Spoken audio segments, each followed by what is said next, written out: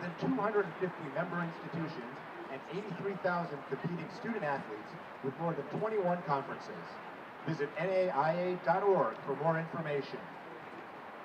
The Blue Devils are competing in their 7th season as full members of the Mid-States Football Association. The MSFA begins its 33rd season as an NAIA-affiliated organization in the Midwest with 14 schools in 5 Midwestern states.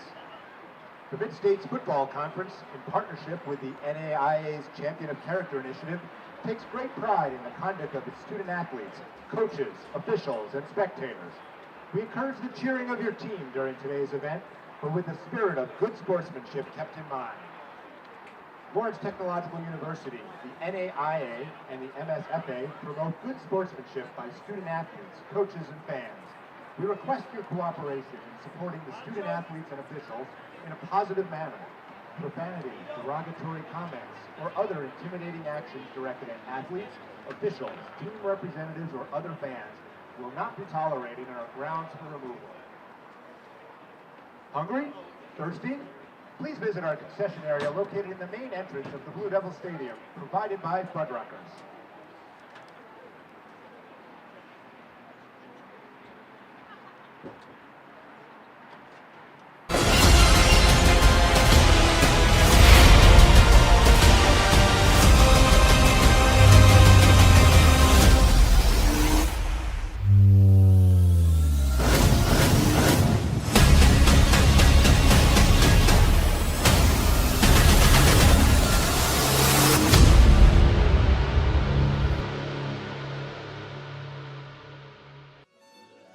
This Lawrence Tech Athletics broadcast is brought to you by your Metro Detroit Chevy dealers are proud to be the automotive sponsor of LTU Athletics.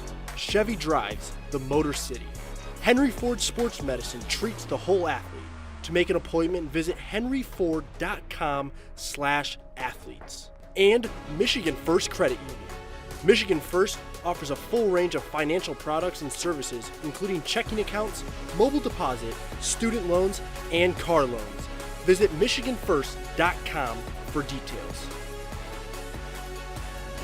Good afternoon, everybody, and welcome into the campus of Lawrence Tech. I'm Dave Siseski, alongside my partner, Grant Perry. Lauren Plant will join us soon on the sidelines.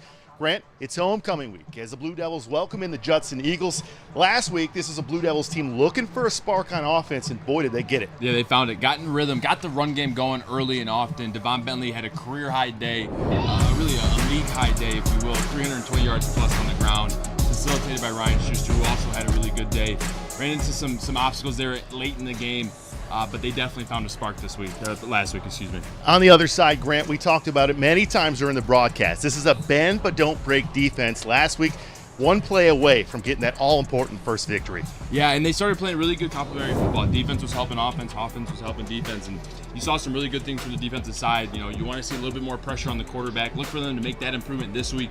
A little shaken up in the secondary, but from last week to this week, this is a week that they can improve and have some players step up in some key roles. On the other side, the opponent, the Judson Eagles. Listen, this is a team that went 0-9 last year. They come in at 1-2 today.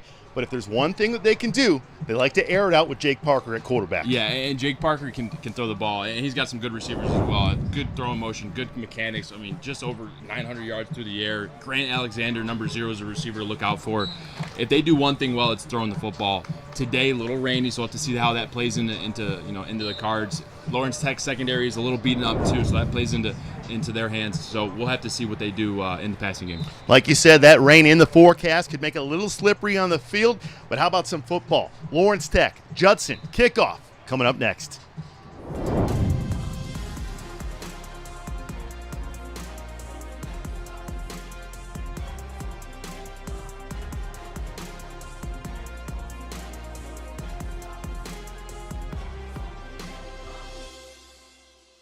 With eyes raised above what is, there is a view of what could be.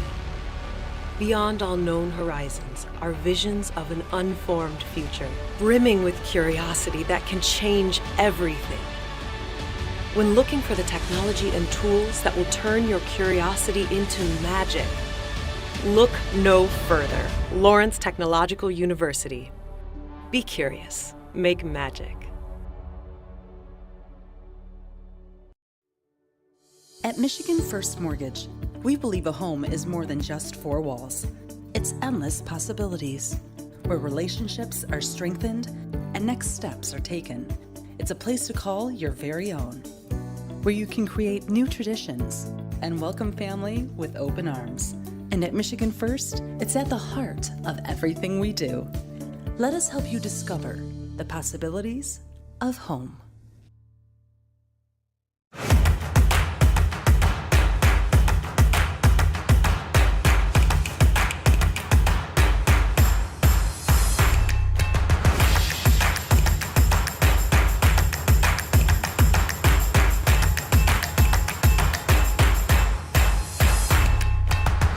Because every athlete deserves to be treated like a pro. Henry Ford Sports Medicine.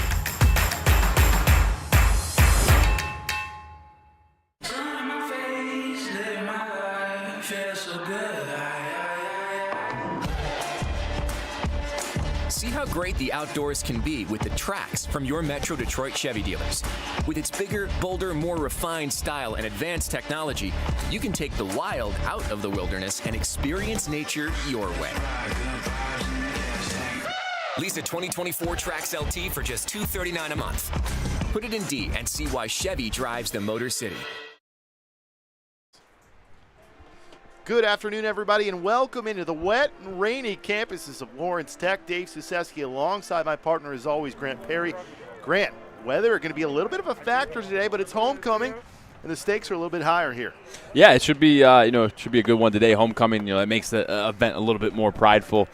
Coming off heartbreaking loss last week, but a lot of bright spots. Talking about Coach Merchant, they were really positive on a lot of things. But yeah, the weather's going to play a factor today. We'll see what team came prepared. We got a chance to get a little bit of insight in that huddle right pre-game, and Coach Merchant talking about what he talked to us earlier this week is, listen, they want to finish. That's part of the process. Want to build off last week. And that's all you can ask, as a coach of your players is, hey guys, we did these things right. There's some mistakes in the process that we made. Let's build on those mistakes. Let's build on the good things we did. Add on to it. And today I think we're going to see some of that. Expected a good day on the ground from Devon Bentley, and expect Schuster to have a good day in the air as well. Yeah, this offense looked light years better than the weeks prior. Coach had said, hey, listen, we simplified that offense, wanted to speed some things up, and that's the first major adjustment that you saw from this coaching staff, and it paid off in a big time for this team. Yeah, and it let the players play fast, and that's what you want your players to do. You want the players to know their assignment, be able to get lined up in a timely manner, and then just go play fast and not think about anything. And in talking with Coach Merchant, he said we were able to get the play call in with 30 seconds on the play clock, and we were able to snap it with 14. So that just improves. The prior weeks, they were snapping it at 5 seconds left. So little things that they're building on, and you can see the improvement week to week. Blue Devils are on the field in the middle there, and for some seniors, this is a special day. Grant, you've had a day like this with the University of Michigan and high school as well. What are these days like for seniors? It's a day that you kind of take it all in. Hey, this is my last homecoming game. There's a homecoming every year, but this is my homecoming as a senior. Your parents are in the crowd, your family's here, and you want to do well for them. And then, too, the underclassmen, it gives you a little bit of pride and ownership. Say, hey, these are the seniors. They've got us to this point. Let's go ahead and give them a win today and try to send them out on top here on the homecoming game. On the other side, Jake Parker, the quarterback for the Judson Eagles. They like to let it fly. He's had a lot of success this year. You've already talked about in the pregame Grant Alexander. Maybe it's those Grants, right, at wide receiver. He's another one of those weapons you have to look for. They were tested last week, Lawrence Tech. They held up pretty well in the secondary. Yeah, and we'll see what they what they do today, Lawrence Tech in the secondary. That is going against Jake Parker, number 12, quarterback for Judson, who's got some good statistics in the passing game and some receivers that are catching balls and making plays at a high rate. You just mentioned Grant Alexander, number 0. He's got 15 receptions, and 5 of those are touchdowns. So he's catching touchdowns at a third percent of his catches. So things to look out for today.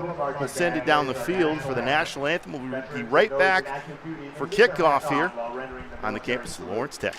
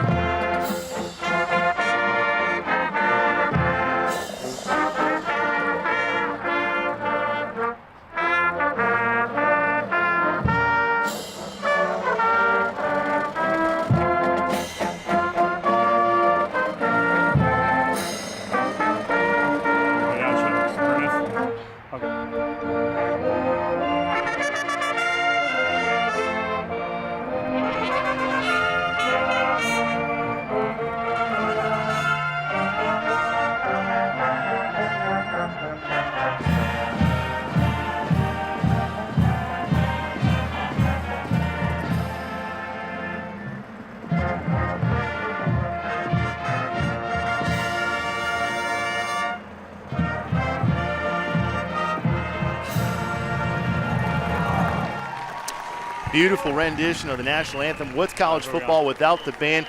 And Grant, we had a chance to talk about the running game as well, Devon Bentley. But first, let's check in with the third member of our crew, Lauren Plant. Lauren, hopefully you're staying dry down there, buddy. Hey guys, it is homecoming and nothing is going to ruin. A little rain, no big deal. It's all about LTU football today. And I'll tell you what, Devon Bentley coming off such a career performance, 325 yards in just 17 carries. That was an East Division single game rushing record. Also the most yards gained by a single player in a single game in the MSFA in 12 years. So it's funny, 325 yards in one game. That was Devon Bentley's entire output in 2023. Now, he should have been the East Division Player of the Week, maybe even the National Player of the Week. Seems like there's a nominating process and there was some miscommunication, so it did not happen, but that's all right. The best news I will say today is that Devon Bentley is just a redshirt sophomore, so he's going to have plenty of games to rack up a lot of post-game honors. Back to you.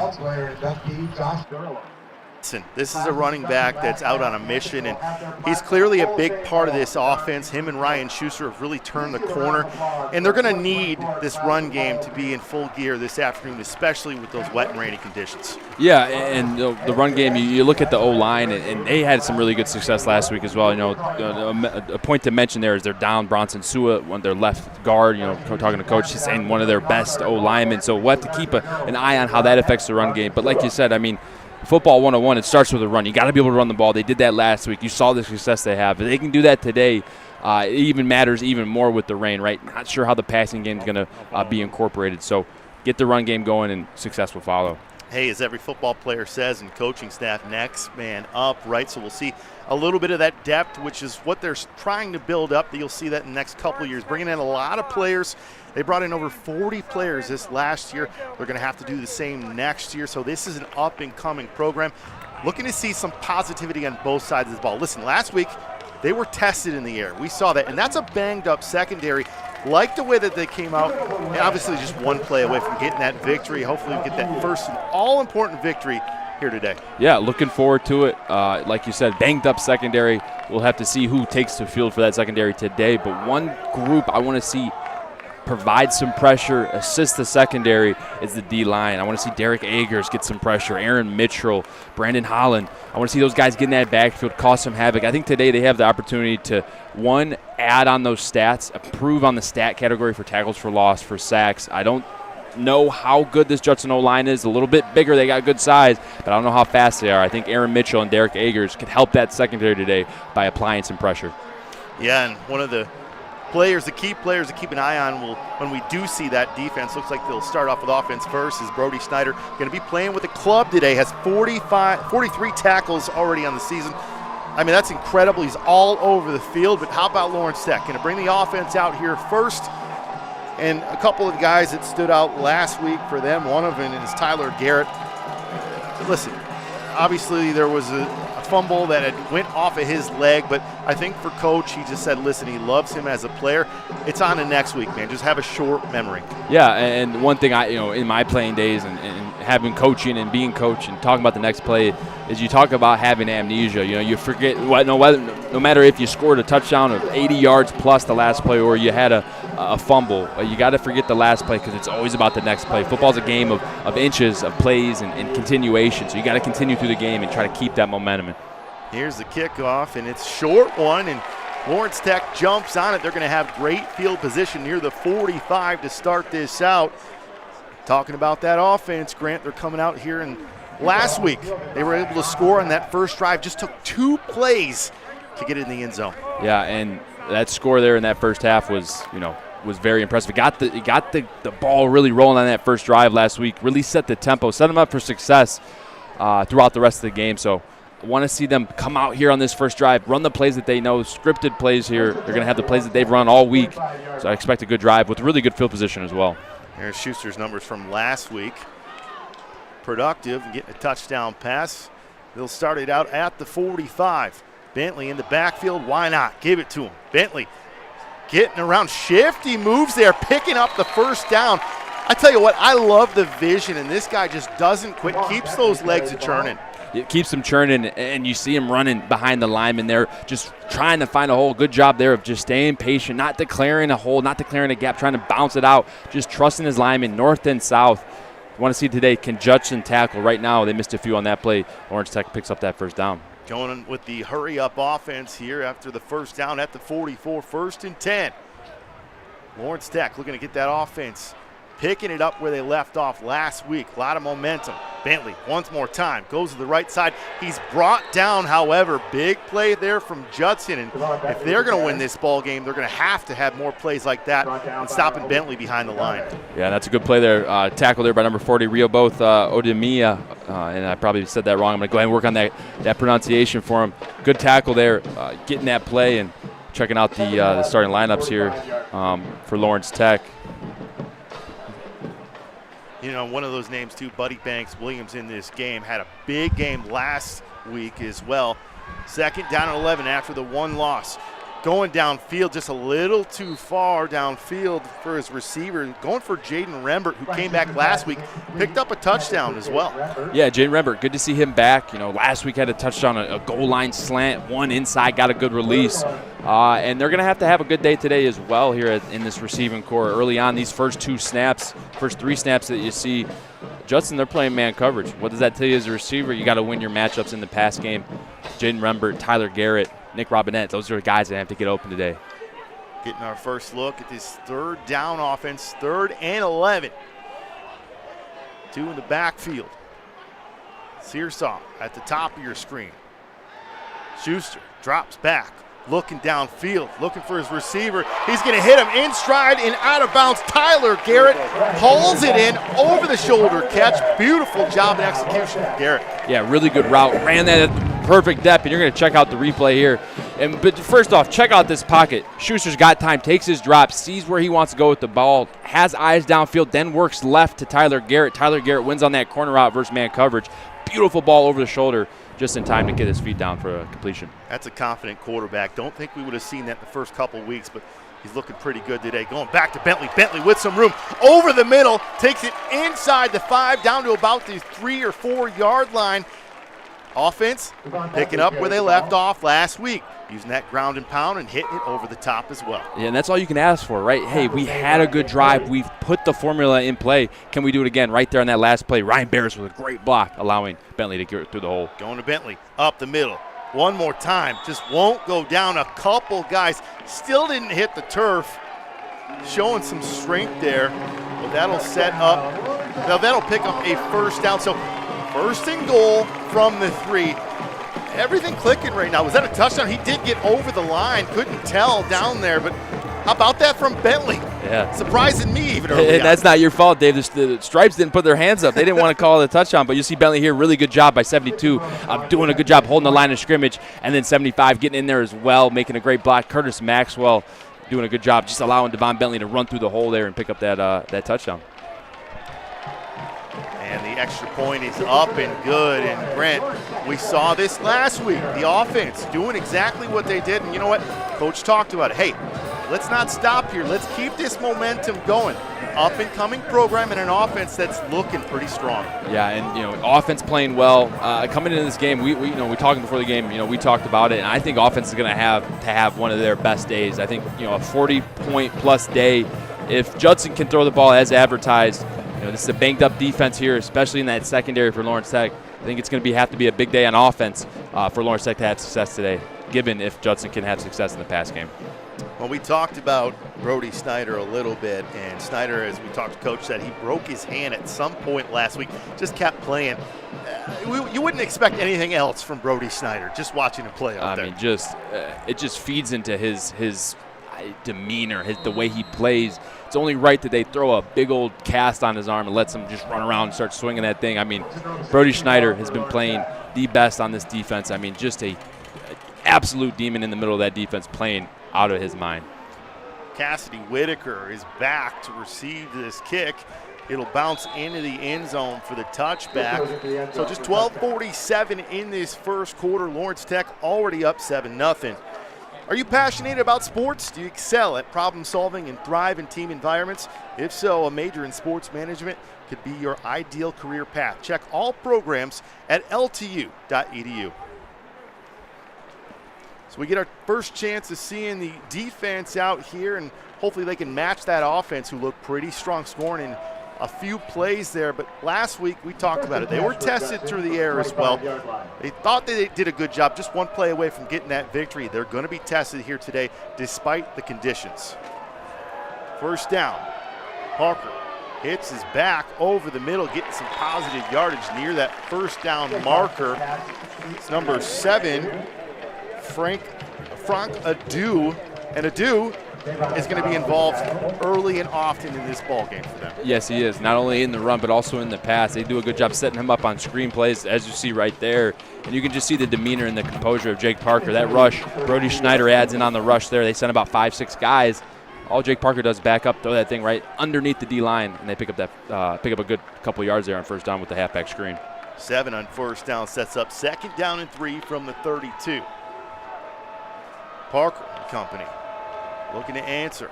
Parker hits receiver, can't come up with it, hits the ground, and that'll benefit Lawrence Tech. Goes through the hands of Avant Rowe, and that'll set up third down and 3. Yeah, right there. I mean, that's our first real sign of weather affecting the play. Jake Parker throws a good ball out there to 13, Avant Rowe thinking about running before catching, but hey, in this weather, you have to take an extra step of preparation, catch that ball 3 times over, then start running in this weather. 3 receivers at the top of your screen. Adu in the backfield. Parker in the shot. Adu slips out as a receiver, gets that ball and is knocked down. How about it?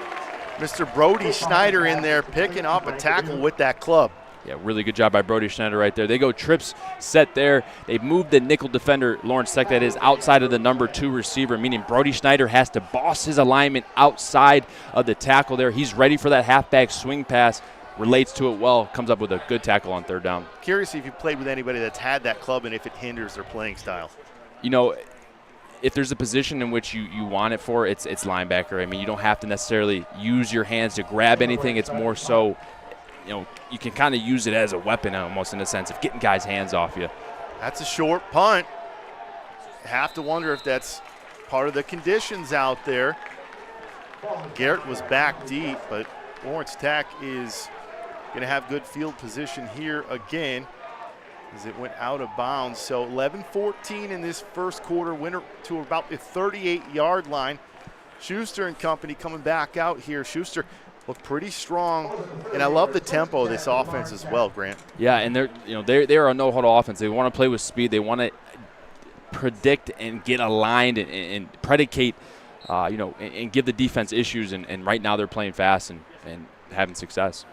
Schuster rolls to his right, looking for someone downfield. Got a man just a little bit short and hits the turf, but I tell you what, if he hits Tyler Garrett in stride, that's 6. Yeah, and they're taking advantage of this man coverage right now. Really good job. Tyler Garrett's in the slot there, runs a quick out route, sells it, gets eyes around, and then turns upfield for the wheel route.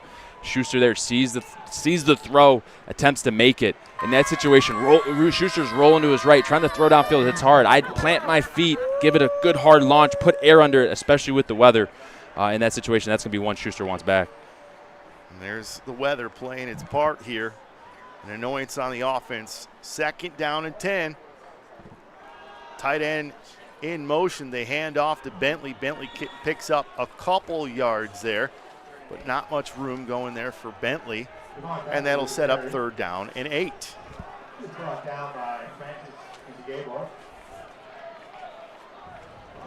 They're down and 8 here. You know, you're going to get Judson. You've seen man coverage here early on. Get your speedsters in there. Look for Jaden Rembert to make a play here. Brendan Sursaw is another guy that did really well in the pass game. Look for them to get some matchups here. Doesn't look like they're going man coverage on this one, so look for a receiver to find an open void in the zone. 2 to the top of your screen, out wide. Bentley in the backfield. Schuster with some pressure coming. A hand on him, able to get away from there and hits his receiver and picks up the first down. Jaden Rembert one more time. And how many times have we talked about when that pocket collapsed, Schuster able to make an answer? And Schuster's strong. You can see his ability to move around those guys coming. He's 6'2", 200-plus pounds. So when those guys throw an arm on him, he just shrugs it off. Good job of stepping up in the pocket. He recognizes the zone coverage, finds his trusty target, Jaden Rembert. Jaden Rembert brings it in, catches it, secures it for a first down. First down and 10 from the 48 near midfield. Schuster with Bentley in the backfield. Searsaw at the bottom of your screen had a big day last week. Look for him to get involved. Actually, Robinette down there. So Schuster goes to receiver in the flat, hits him, and that's Tyler Garrett. Garrett has been one of those key players for them as well on the outside. Coach Merchant said a lot of positive things about Garrett. Listen, obviously we talked about that turnover last week, but he's usually the guy that's out there yelling. Like you said, Peter, get away from that ball. Let's keep your head up and move on to next week. Yeah, those are those plays that, you wish you never make, but you learn, and you learn a lot from them. And that's, I guarantee you, a mistake that Tyler Garrett won't make again. Second down and 2 from the 40. Bentley behind his blockers, goes through a tackle there, picks up the first down. I mean, how many times can you say good things about Devon Bentley? Obviously, we know he didn't get the Conference Player of the Week due to some miscommunication, but clearly that's your Conference Player of the Week right there. Yeah, and he's got off to a good start here today. And just having a game like that just gives you so much confidence. But hearing Coach Merchant talk, it's a team effort. This O-line's blocking well. On that last play, Dylan Tainer, the left tackle, 77, had a really good block, and so did number 80, Logan Tackett.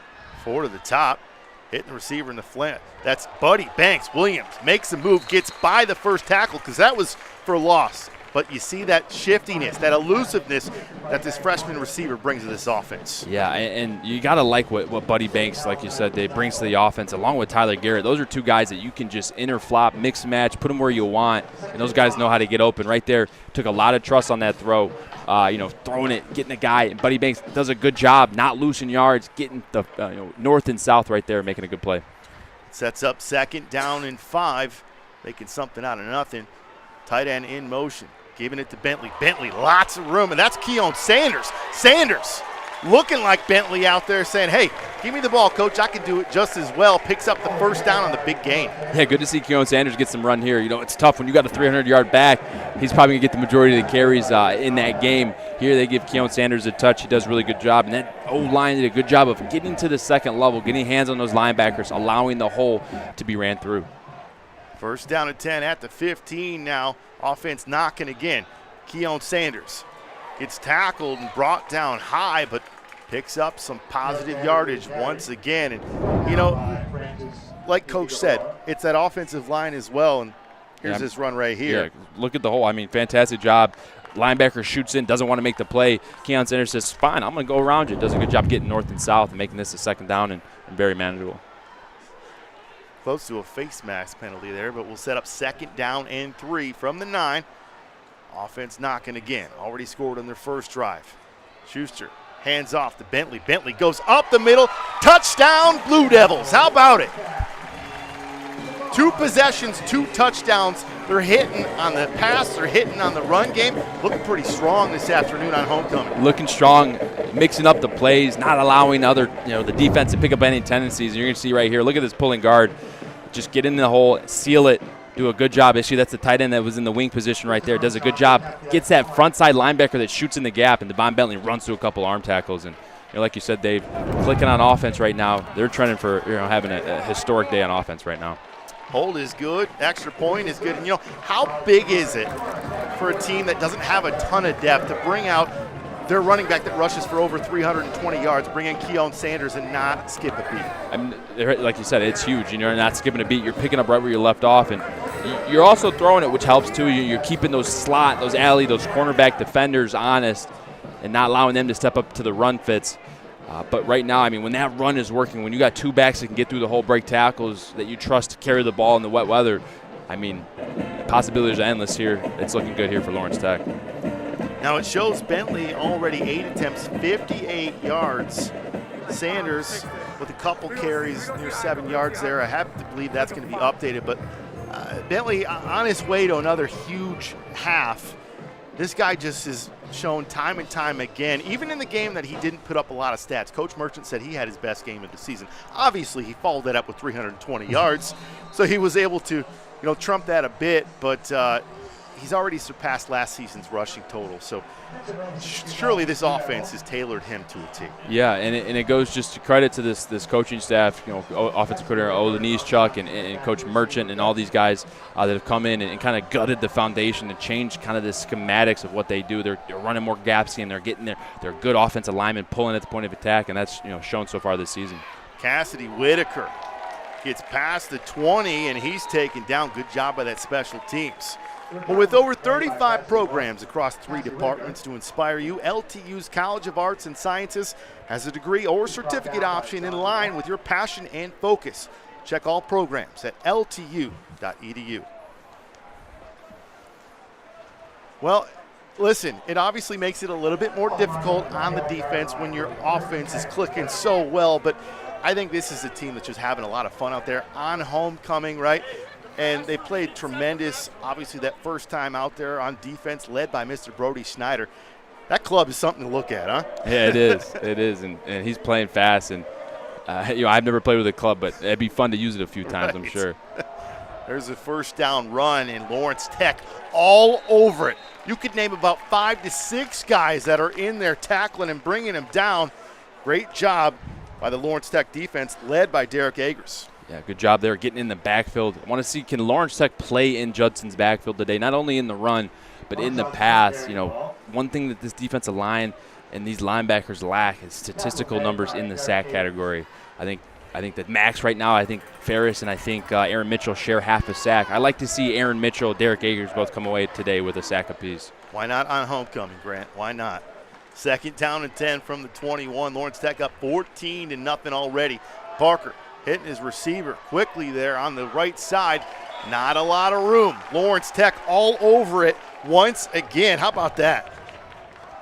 Ronell Lackey there, number 29, is asked to play that nickel position, does a good job of triggering to the play there. It's receiver screen. It's a pretty simple trigger. You see that ball coming, you go react, you play fast, you play physical. He's coming off a big performance last week with 12 tackles.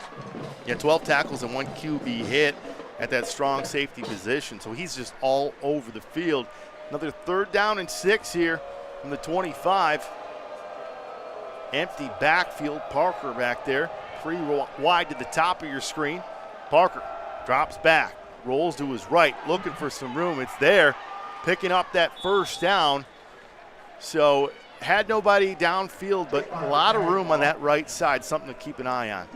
Yeah, and just as the D-line, you got to contain. You got to get around the perimeter of that pocket, but then not too far upfield, right, because there's an opportunity for Jake to step up and then run. He finds a lane, picks up a first down right there. So Judson picking up their first down of the ball game, which is 5 minutes left in this opening quarter. Adu in the backfield. Parker hands off, I believe the fullback there was just a yard if he did get anything, or back to the line of scrimmage. Just think he got about 1 to 2 yards there. That'll set up 2nd down and 8 on the 36. So far, so good in the run game. I mean, they're filling holes, not allowing these running backs to find any creases. Offensive linemen aren't able to get to that second level just because the D linemen are penetrating so quickly. Right now, doing a great job in the run game. 2nd down and 8. 4:20 left in the opening quarter. All Blue Devils so far. Adu in the backfield with Parker. Parker fakes the handoff, looking for someone downfield. Nobody open. Slings it to his receiver on the left side, but too short. Maybe that ball a little bit slippery out there. That'll hit the turf and set up 3rd down and 8. Listen, this is a program in a similar spot. They were 0-9 last year. They've got 1 win this season, 1-2. But they went to the NFL, hired Quintez Demps as their coach now. So, and they're really just trying to turn the corner with some talent, but they're going to have to bring in a lot more in the coming years. Yeah, it's all about depletion of your roster, trying to get your guys in the program, guys that you see fit. And like you said, both these teams are trying to find that route, trying to find those avenues, and find those players that can help those teams and these teams win. Parker and company, another third down, 3rd and 8. Pocket starting to collapse. Parker looking downfield. He's going to sling it, just chuck it up there, and his receiver's able to come down with it. What a catch. I don't know how he did that. That was Avant Rowe, and Rowe will move those chains. Check out this play. Yeah, let's check it out. First thing you got to notice is just the time there. The pressure from Lawrence Tech, wasn't able to contain him inside the pocket. Jake Parker's able to get outside and just play playground ball. He sees a receiver and Avant Rowe downfield, says, you know what? Why not throw it? It's 3rd down. If it's an interception, it might just turn into a punt right there. It turns into Judson's favor, and they're sitting here in the red zone. Well, for Judson, prayers answered right on that play. So 1st down and 10 from the 22. Judson moving the ball. They hand off to their tailback, picking up about 4 to 5 yards there, and big chunk on 1st down. That was Smith there on the carry. So Eggers on the tackle with Sylvester Jones. That'll set up 2nd down and 4 from the 16. Just 3 minutes left in his first quarter. Lawrence Tech up 14-0 with their first test on defense. And right now, Judson's going to be bringing in their quarterback, number 1. I think it's Jalen Ware, also the defender. He's more of their mobile quarterback. They do some triple option type things. So look for number 1 here for Judson to run this football. If not, pitch it to somebody else. Webb Starkey. He'll hand it off and right up the middle, but just falling down in the backfield. Didn't even get back to the line of scrimmage, so that play didn't go as they would hope. That'll set up another 3rd down and 5 from the 17. Right now, Lawrence Tech, you give up that big play, but it's all about the next play. What do you do? Okay, you give up a play that puts your defense in the red zone, but now you have an opportunity to come away and try to force them to kick. But having watched the film, Judson they're not going to kick the football down here. They don't have a kicker that they trust. So if you're Lawrence Tech, you can come away with a stop, even though you gave up that big 3rd down completion to the red zone. So no matter what, 4-down territory, huh? That's if my scouting's correct. And we got a penalty on the field. Wasn't too sure if that was too many guys out there on the pre-snap penalty, or did they get a timeout in time? But we'll stop it at 1:43 and get some clarification. And it looks like it was just a timeout for Judson, so maybe they're just trying to stop that clock before they snapped it. So with 1:43 left, the rain's still coming down consistently. You know, we thought it might play a part, but for Lawrence Tech, listen, they kept it on script. Hitting it over the top, and that's first drive downfield. And really, it's been all about the running game since then for Lawrence Tech. Yeah, they've done a good job of using the pass to get them into situations in which they can then succeed and finish with the run. Coming into this week and after watching last week and calling that game, it's a lot of the theme is to finish, right? You know, you have Devon Bentley with 4 or 5 40-yard runs, but he's getting tackled inside the 5, inside the 10, and they're not able to turn those into points. So the difference right now today is they're setting up the success with the run, with the pass, but they're putting it in the end zone. That's a good point. 4 for 9 in terms of touchdowns coming in. 2 for 2 today. Yeah, and if that's your grade on the science test, Mom's not going to be happy. No, that's not good. Nope. So here we go, 3rd down and 5. This defense getting tested. Backup quarterback in there again, as you mentioned. Got some wheels, hits the left side, got some room. Big hit. Oh, man, from Lawrence Tech. That was, I believe, their corner out there. I don't know if that was John Webster or who it was. Check out the play here. Yep. And running into a wall. And Derek Eggers, you got to keep contained there. You get pushed down. You got to hold the edge. That's a situation in which, it forces a 4th down. Defense rallies to the football. Great tackle. But you want to see Derek Eggers hold and set that edge at that defensive end position. Give some love to Thomas Lewis. How about that hit? Setting up 4th down and 1. Backup quarterback jumps over the pile, picking it up. Looks good for Jalen Webb Starkey. And Starkey said, listen, I'm just going to do it myself. Taking on the role of Superman, picking it up, and this drive will continue. Yep. And then comes Jake Parker. He's obviously their more oriented throwing quarterback, guy that's going to be throwing the ball more than the previous two quarterbacks. They like to bring those other quarterbacks in here in these short yardage, these goal line type packages to create an extra runner in the running game.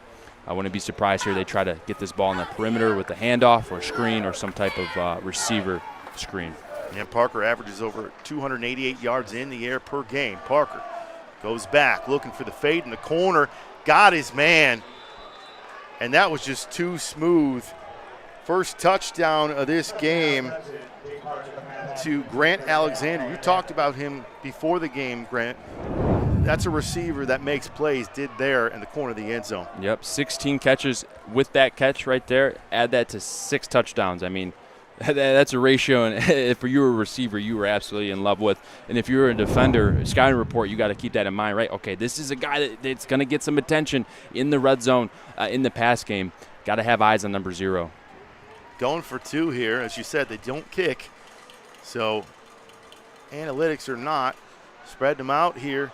Hits the tailback, Adu dives in, but that ball came loose. I don't know if he got it over there, and it's no good.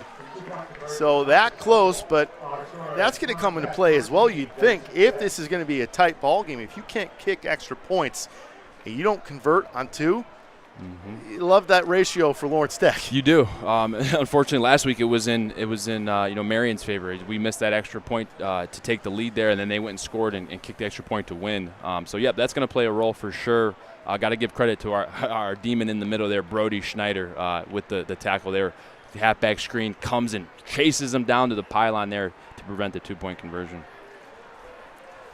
Rain still coming down in bunches. Back deep for the Blue Devils is Tyler Garrett and Buddy Banks Williams. Loved what we saw from Banks Williams last week. Was able to move on past that first quarter fumble and made some good plays the rest of this game and earned himself some playing time. 14-6 short punt again. Picked up by Robinette. Robinette over the left side near midfield, about the 45-yard line. So Robinette picking that up, getting your hands team out there on an important day like that and picking up some positive yards and setting up this offense for the 3rd time. How about 3 for 3? 3 for 3, hey, that'd be special. I mean, you can't ask for better field position. Great job by Nick Robinette, one of the up backs, just to catch that ball, get north and south, get as much as you can. And right now, about 3 yards away from being in Judson territory. Yep, ball at the 47. 1st and 10. Already 14-6, 21 seconds left in this opening quarter. Have to feel pretty good if you're a Blue Devil. Schuster with Bentley in the backfield. Hands off to Bentley. Bentley gets by the first tackle and keeps on going. How about another first down? Bentley. That's Keon Sanders. Gets me every time, but we have somebody down. I believe an official was hit there on the play. Scary play. You got to hope he's okay. It's a tough game, man. A lot of bodies down there, and sometimes you have no choice. Try to get out of the way, and it looks like that play went right at the official. You get the training staff down there. Yeah, it looks like he got clipped here. We're cutting back, looking through the footage. Looks like he got clipped from one of the Judson players, and he's standing right in the middle, right in the the middle of that scrum, if you will. Check here. You're going to see number 90 for Judson just run right into the back of him. Oh boy. Yeah, that was the back. You don't want to sit here and say, hey, what was it? But it doesn't look good on the back of the ankle there. Oof. And these reps, they're not these nimble, stretched out young players playing on the field. These guys are, obviously a little bit older, so that's tough to see. Hopefully he's okay. Yeah, that's tough. Obviously out there, the conditions are a little bit slippery out there, a little bit rainy, but I mean, it was just incidental contact there from a lineman and an official. He's on the field and he's got his head up, so that's good. But if he can't come back out here, I don't know the answer to this. Do they have another official waiting? But hey, we'll try to get that answer when we come back. We'll take a quick break with 13 seconds left in this first quarter. Lawrence Tech up 14-6.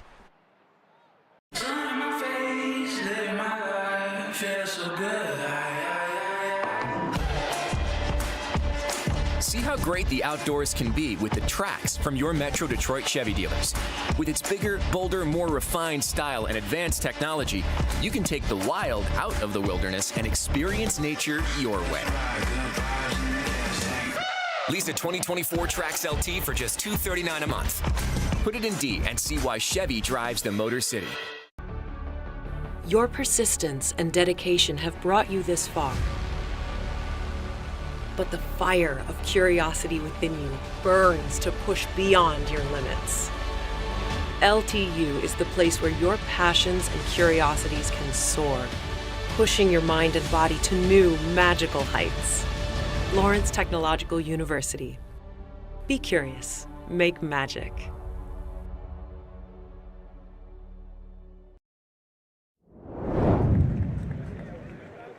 Back here on the campus of Lawrence Tech, Dave Siseski with Grant Perry. And Grant, not a sight you like to see. The official that had fallen down there, player fell on his ankle, it appeared to be. It could put no weight on it, get some help from the training staff, and it's going to put a lot more emphasis on some of these officials on this field with two less eyes out there. Yeah, it's going to be, we talk about next man up for these teams, and yeah, hey, the team that's wearing the striped colors, they're going to have to, everyone's going to have to step up. It's a tough game, man. It is a brutal game out there, and for the Zebras as well. You don't see it happen often, but hard to avoid. So we've got 13 seconds left in this first quarter.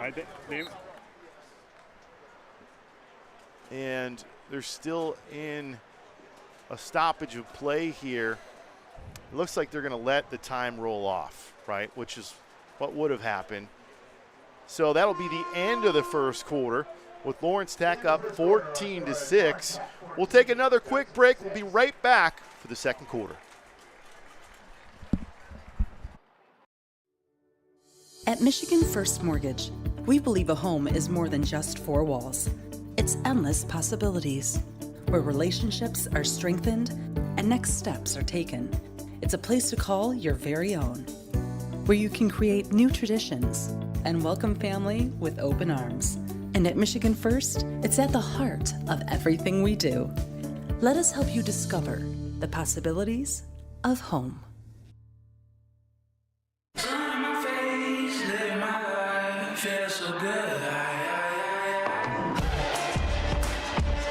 See how great the outdoors can be with the tracks from your Metro Detroit Chevy dealers. With its bigger, bolder, more refined style and advanced technology, you can take the wild out of the wilderness and experience nature your way. Lease a 2024 Trax LT for just $239 a month. Put it in D and see why Chevy drives the Motor City.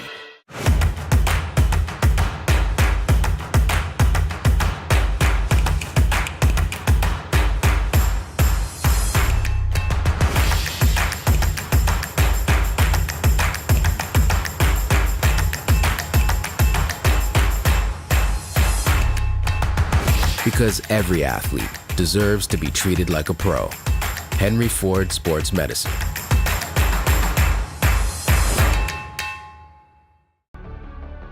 Your persistence and dedication have brought you this far.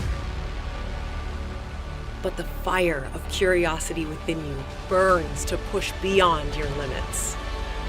LTU is the place where your passions and curiosities can soar, pushing your mind and body to new, magical heights. Lawrence Technological University. Be curious. Make magic.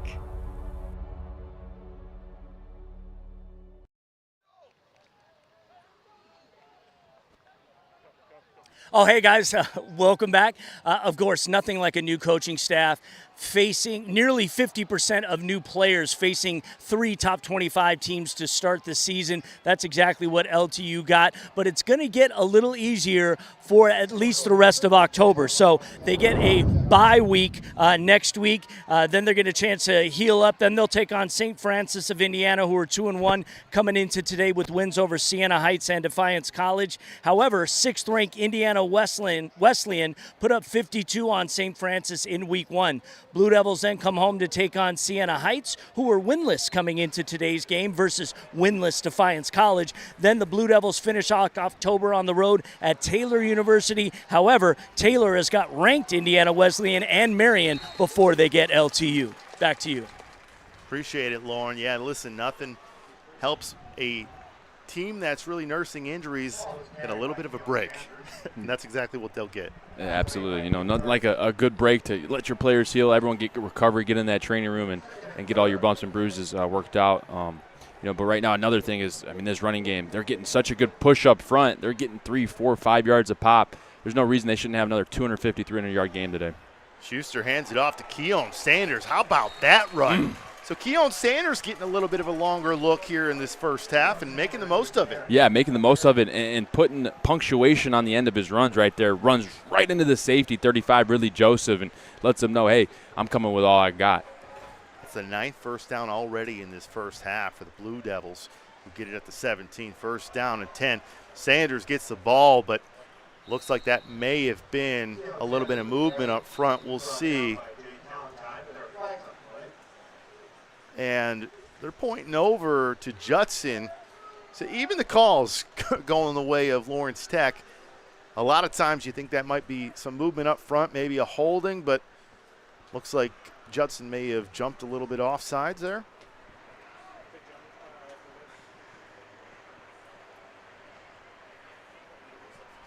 Couldn't hear down on the field exactly what that was, but maybe a legal substitution. That might be my guess. Nevertheless, we're going in the right direction for the Blue Devils. So that'll keep it at first down for Lawrence Tech. And how about 3 for 3 in this red zone? This was a point of emphasis this week in practice. Yeah, 3 for 3. That really sets you up for success, and just talk about building, going back to the theme of building. What can we do better? What can we get better on? Number of red zone conversions today so far. Looking just to add another one here. Something to keep an eye on. Keon Sanders is still out there in the backfield. Schuster hands off to Sanders. Again, Sanders going up the middle. Just won't come down. He actually takes you down, and he's on top with those powerful turning legs. So I don't know if this is Devon Bentley's banged up a bit, or maybe they're just giving it to the hot hand right now. Yeah, I think it's just, Devon Bentley had a 300-yard game. Why not give Keon Sanders some love here, see what he can do. And, he's staying in there. He's running hard, picking up first downs. Why not keep giving him the ball? 2nd down and 1 from the 8. Offense looking to go 3 for 3 in the red zone, looking strong. Schuster once again. Keon Sanders picks it up and gets into the end zone. You think you're bringing him down, but no, this is a Lawrence Tech touchdown. What a run by the backup in Keon Sanders, who's looking like a starter out there today. Yeah, running hard and finishing his runs and helping this Lawrence Tech team put the ball across the end zone here. Really good job. You check out the replay. I want you to keep your eyes on number 75, Curtis Maxwell. He comes off a double team and then gets just enough. Can't see him in the mix. It's a big old pile there, but does a good job of getting the block to free up Keon Sanders there, and Keon Sanders walks across the end zone there. Hold is down, and it's good. And Grant, listen, we talked it into existence, and it happened. 3 for 3 in the red zone. Doesn't matter who you're playing. That's just great execution, and this team looking strong offensively. Looking good, and first things first, they're running the ball. Offensive line's getting a good push up front. When they are throwing the ball, receivers are doing a good job catching it. And you'll see here, watch this run, and then watch 75. He's blocking. He gets just enough on 40 to allow Keon Sanders to break through that tackle. Really good job there. And right now, everything's clicking on offense. You see the success they're having. And it just goes to show the coaching. And, hey, they didn't get down on the players last week after that after that loss. They didn't say, hey, you guys need to do this. And they said, hey, guys, we saw what happened. We understand that. There's some things we can fix. There's some things we did well. And right now they're taking that coaching, they're taking that ownership of it, and they're doing a really good job here. Dare I say it's maybe a little bit of thunder and lightning with Devon Bentley and Keon Sanders. Sanders bringing the lightning and the thump. But, both guys run the same. You really don't lose a ton. I know we're talking about a guy that ran for over 320, but maybe we're looking at a strong day from Keon Sanders. Yeah, I think he's emerging for a big day out of Keon. And right now I'm going to say I think Lawrence Tech I think they eclipsed 300 again today. Not by one player necessarily, but I think as a team, I think 300-plus rushing yards is in their future. Recipe for success. Kickoff to Judson here, and that's a big return, but we got some laundry on the field.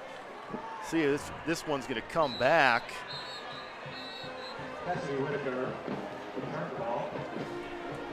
So 21-6, which is 12:56 left in the second quarter. Everything clicking for the Blue Devils. We get the call now.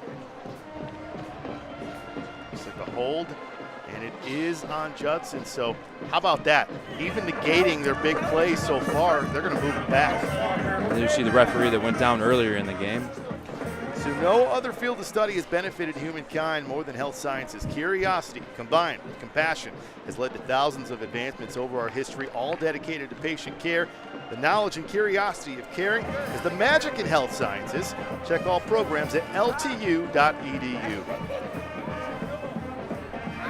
Yeah, Dave, just to your point, it does feel a little different today, right? The calls are going, Lawrence Tech's way. You don't see the penalties or the mistakes being made. And, not saying Judson is a bad team, but you do not want to play down to a team that's not necessarily playing to your caliber. And right now, Lawrence Tech is not doing that. Do want to see, can they stop this passing attack that came on that last drive? No, I mean, you got to beat these teams. There's no other way to say it. So 1st and 10, back at the 15. That ball's on the ground. Lawrence Tech's got it. We just said the plays go your way. Another turnover there. That goes the way of Lawrence Tech, setting up that offense. Yeah, and so far, my tally right now is 2-0. 2-0 being that twice so far Judson has been affected by the weather and Lawrence Tech has benefited. One drop and one fumble right here. You're going to see just a little bit of a botched handoff. Puts it in his gut, but that thing's coming out a little too fast. Can't corral the football. The football takes a weird bounce right into Derek Ager's hands right there. And like you said, Dave, it's just kind of going Lawrence Tech's way. Can they go 4 for 4 in the red zone here? Well, Agers has had a strong first half. Yes, he hasn't gotten that sack yet, but I'm going to call it. I think they're going to get a sack before the end of the half, get some more pressure, but maybe they don't need it. If they just keep scoring like this, right? 4 for 4, here we come. Right. So already 21-6, and after the turnover, the offense picking it up at the 14.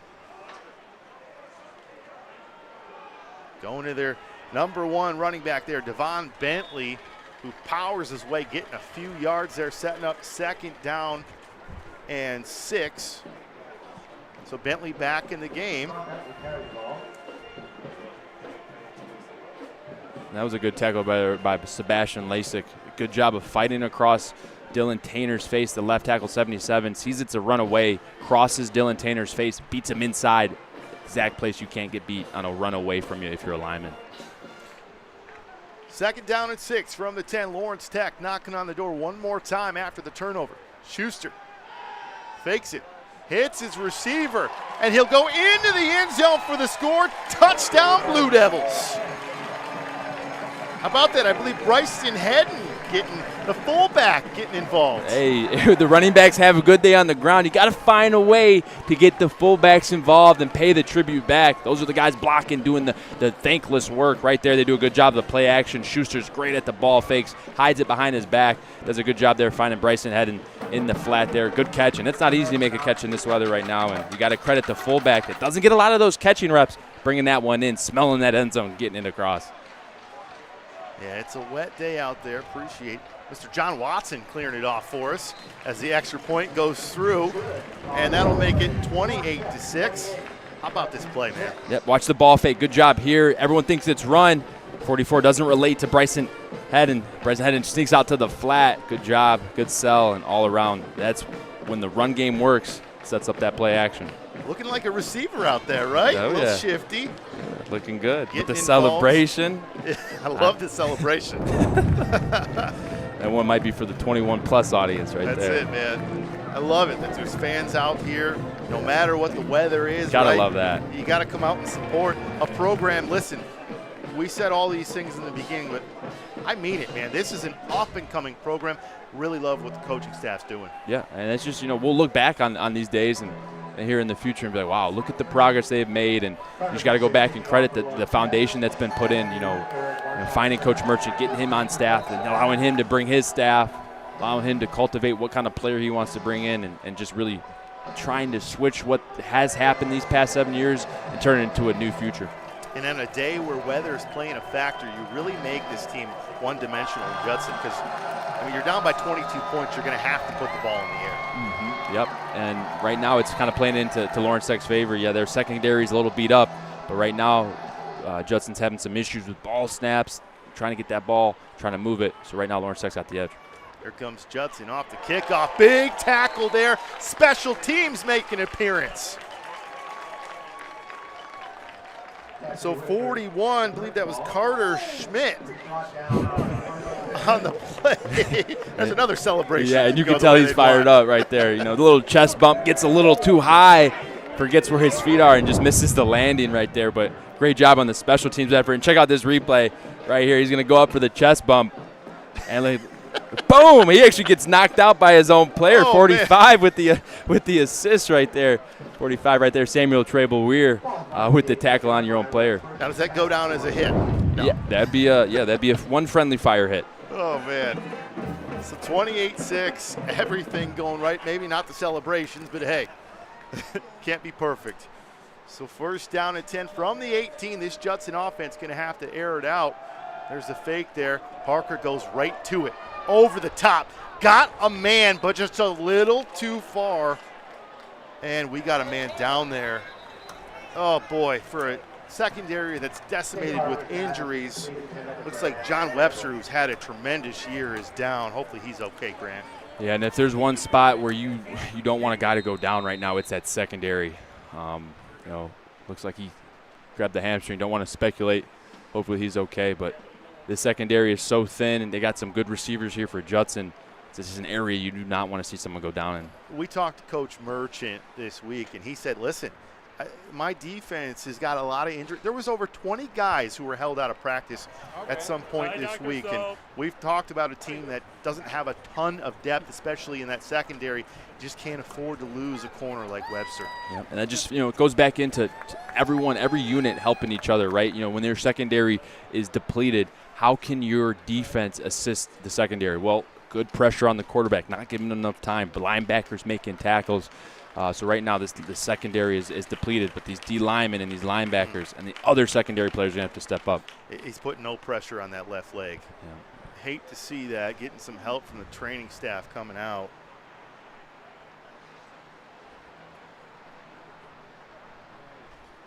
Well, we'll see who fills in here. And listen, it's cliche, but it's next man up, right? So we'll see who can step up for them. Might have to have somebody step over. Yeah, it's in Artesian Kyles. Yep, might be the guy. Yep, Ronald Lackey, 29, is going to be in that slot playing that nickel. Artesian Kyles coming in at cornerback alongside Mackenzie Libra on the other side.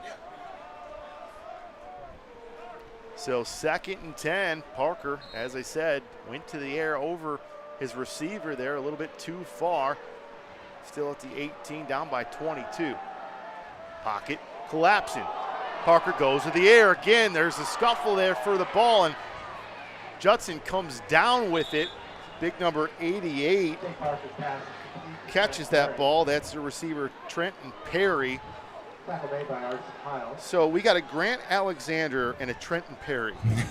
You can find my name, my full name somewhere, along this roster for Judson. But good job there of Trenton Perry coming down with that catch. Parker gets the low snap, goes down, same spot once again. Had a man there. And I tell you what do you do as a quarterback when you get a guy that comes in the game that's a little cold? You pick on him a bit. That's exactly what they're doing. Yeah, the old terminology goes is, who's that fish coming in? They call that backup cornerback the fish, and they call him that for a reason, right? Because you throw that bait out as a fisherman, and what does that fish do? He bites on the bait. And those cornerbacks, they want to play, they want to make and jump those routes. So you're going to try to find that cornerback that's itching to jump on that bait right there. They've started to pick on Artesian Kyles, and they're going his way. So 2nd down and 10 after the incompletion from the 37. There's a throw from Parker, wide of his receiver. I think he heard a little bit of footsteps maybe coming his way. Steps aside, that ball goes wide. Yeah, that's an RPO right there. He rides the read, pulls out of the mesh there, tries to hit the bubble Just couldn't get it on target. That's a hard throw. If you put that thing in front of the receiver and he's not moving towards the line of scrimmage, that's a hard catch to make. You see Brody Schneider down there.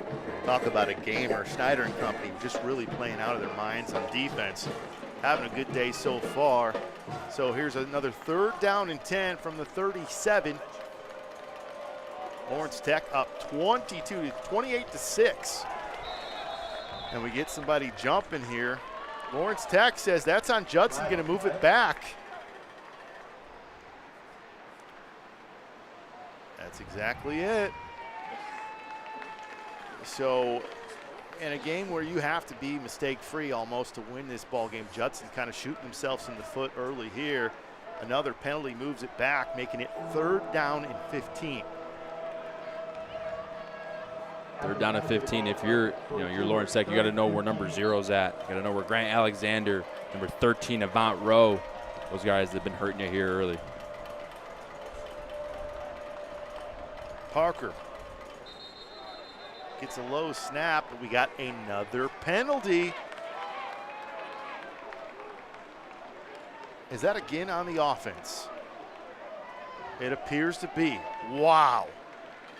I mean, as a coaching staff, I don't have to know them to know that right there just blows your mind. I mean, you can't beat yourself. You're already losing to Lawrence Tech.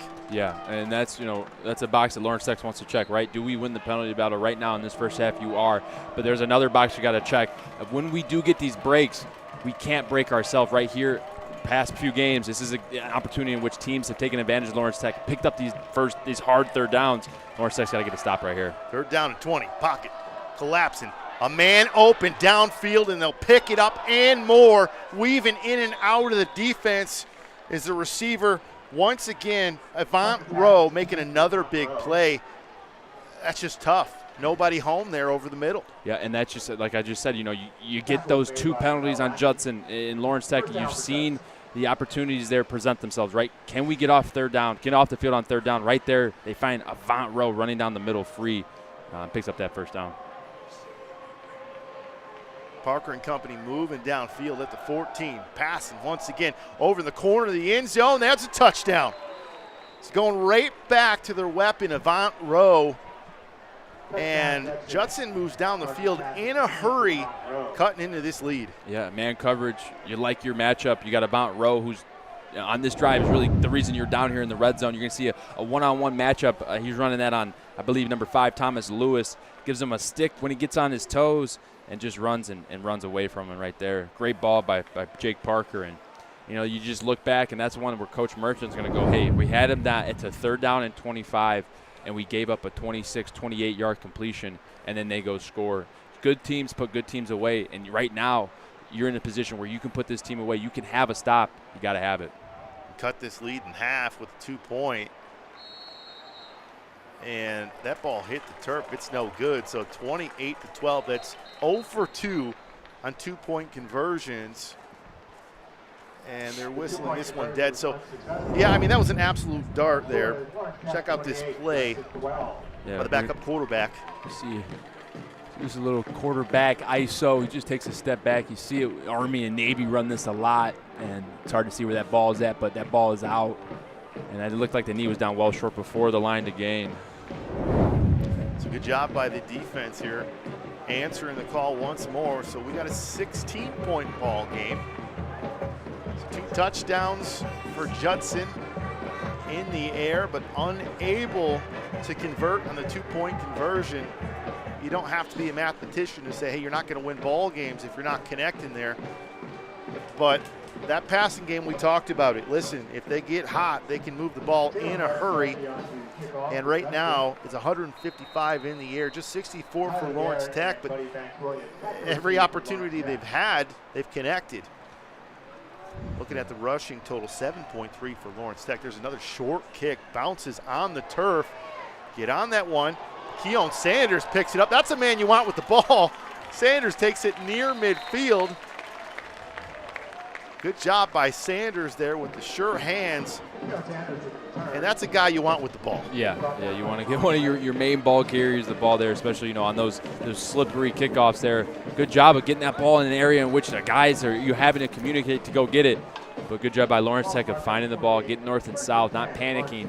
And again, they're 2 yards away from already being in Judson territory.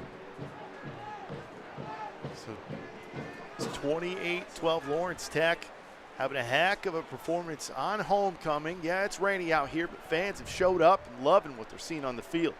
Schuster goes to Bentley. Bentley with a man on his back still carries him for a couple yards. You think you got him in the backfield, and he says, no, not going to happen. Yeah, and Schuster, that was a read option there. He's just holding it. It looked like he wanted to pull it. 50 was really aggressive to the point of attack, but it got to the point where Schuster just had to give it. But you see the power in Devon Bentley and the way he runs. 50 held on to him at the line of scrimmage, and then Devon Bentley carried him for another 3 yards there. 2nd and 7 from near midfield, 49. Schuster looking. Got a lot of time. Hits the receiver on the left side. He's got room. Gonna go the 10, the 5. Touchdown, Blue Devils. Brendan Searsaw coming off a big performance last week gets himself a touchdown, Grant. Yeah, coming off a career high 143 yards on 7 receptions last week. Lawrence Tech says, you know what, Judson? You want to throw the ball in the wet weather, we can too. Good job there in navigating the zone windows. Ryan Schuster starts on the right, comes back to the left, finds Searsaw, who came and gave a negative angle in a zone window, catches it, turns upfield, makes the Judson defense read his Nikes on that one. I mean, sound like a broken record, but this offense is just night and day difference after that week 2 game. It just really started to click. A lot of guys on this side, they've narrowed it down. They know who their playmakers are. Yeah. Coach Merchant talked about that. They're going to keep those guys out there. They figured it out. Searsaw, one of those guys. Yeah, and watch Schuster just going right to left here. Good job of staying in the pocket, staying patient, good protections from the O-line. And that's what you want out of an experienced quarterback. Going through his read, not there, not forcing any balls, coming back, seeing a receiver and Searsaw open. Searsaw coming back to the football, sitting right in that zone window. And boy, I mean, Searsaw, when he catches that ball, man, he knows how to make it work and how to find areas and to get extra yards. He's really good with the ball, especially after the catch. How about these numbers, man? 6 for 8 for 115 yards, 2 touchdowns. Yeah, some run after the catch yardage, but Schuster reading the field out there to a T and looks really strong. Everything clicking. Yeah, they're looking good. Everything's working. I mean, 2 touchdown passes, 2 touchdowns on the ground. You talk about being balanced and not giving your opponent any tendencies. They're doing a good job. So lead up to 35-12 right now. I mean, they might flirt with 50 plus in this game, especially with the way things are going here.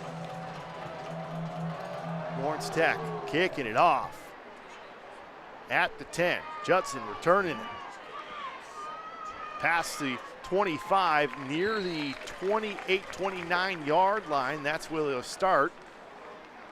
The defense will get another opportunity here. Obviously, Judson able to march down the field last time and get that touchdown pass. Not too sure if Webster's going to be out there. Just by the looks of it, that's not something you could tape up and just come back out on the field. So, yeah, it looked like a soft tissue. That takes some time. You don't want to speculate, but you see him pull up, grab his hamstring. Usually an inclination that that's some type of soft tissue injury, which those take some time and some rehabilitation. So Judson will start the drive here on the 28, 9:47 left in the half, 35-12. Parker gonna go to the air again, over on the right side, almost picked off. How about Mr. Kyles there saying, hey, don't come in over here because I can show my ball hand skills there as well. Coming in obviously from the injury and making a big play, almost getting a pick, Grant. Yeah, good job of having confidence, staying composed. I was able to stay right in the receiver's pocket there. It looks like Judson was trying to fit a back shoulder in there to their bigger receiver, number 85, Kamari Adams, 6'3", 380 pounds. And they got Artesian Kyles in the boundary right now, kind of in the short side of the field. Let's see if they keep going back to him. Sets up 2nd down and 10.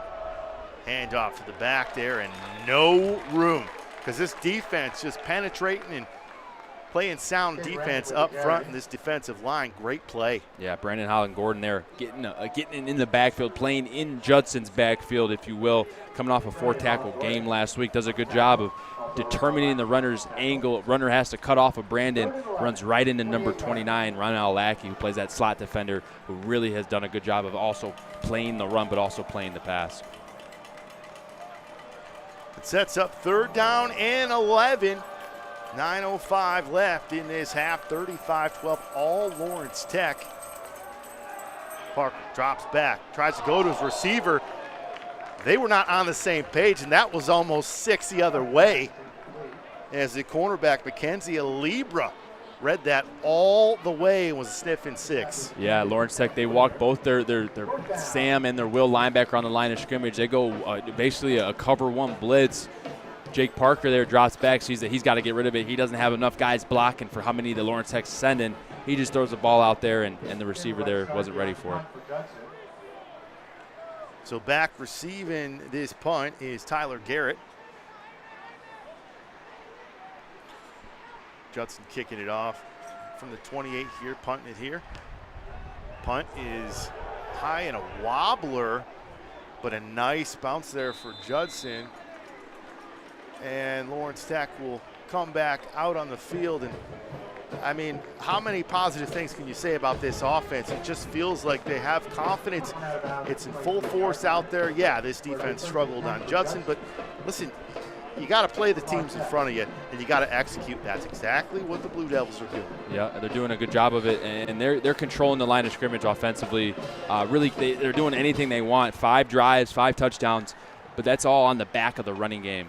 They're winning the line of scrimmage. As you'll see here, I'm sure they're probably going to come to some type of run here to get the drive going. Watch the push up front from these O-linemen. Schuster in the shotgun.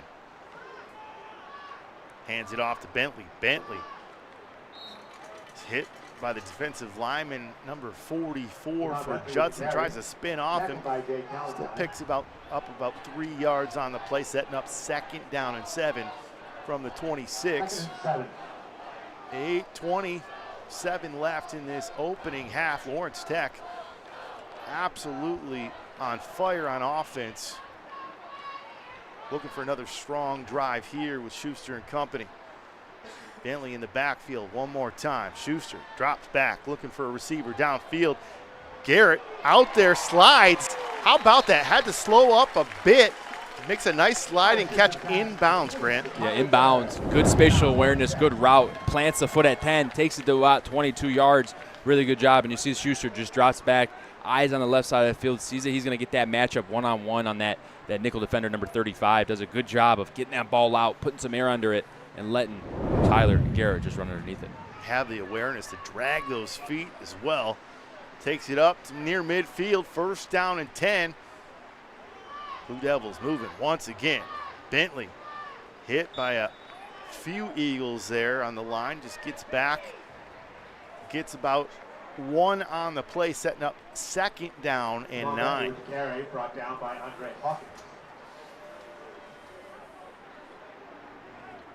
Bentley will stay out there. So far in this game, Bentley with 11 carries, 67 yards, 6 yards a carry. Keon Sanders, 8.2.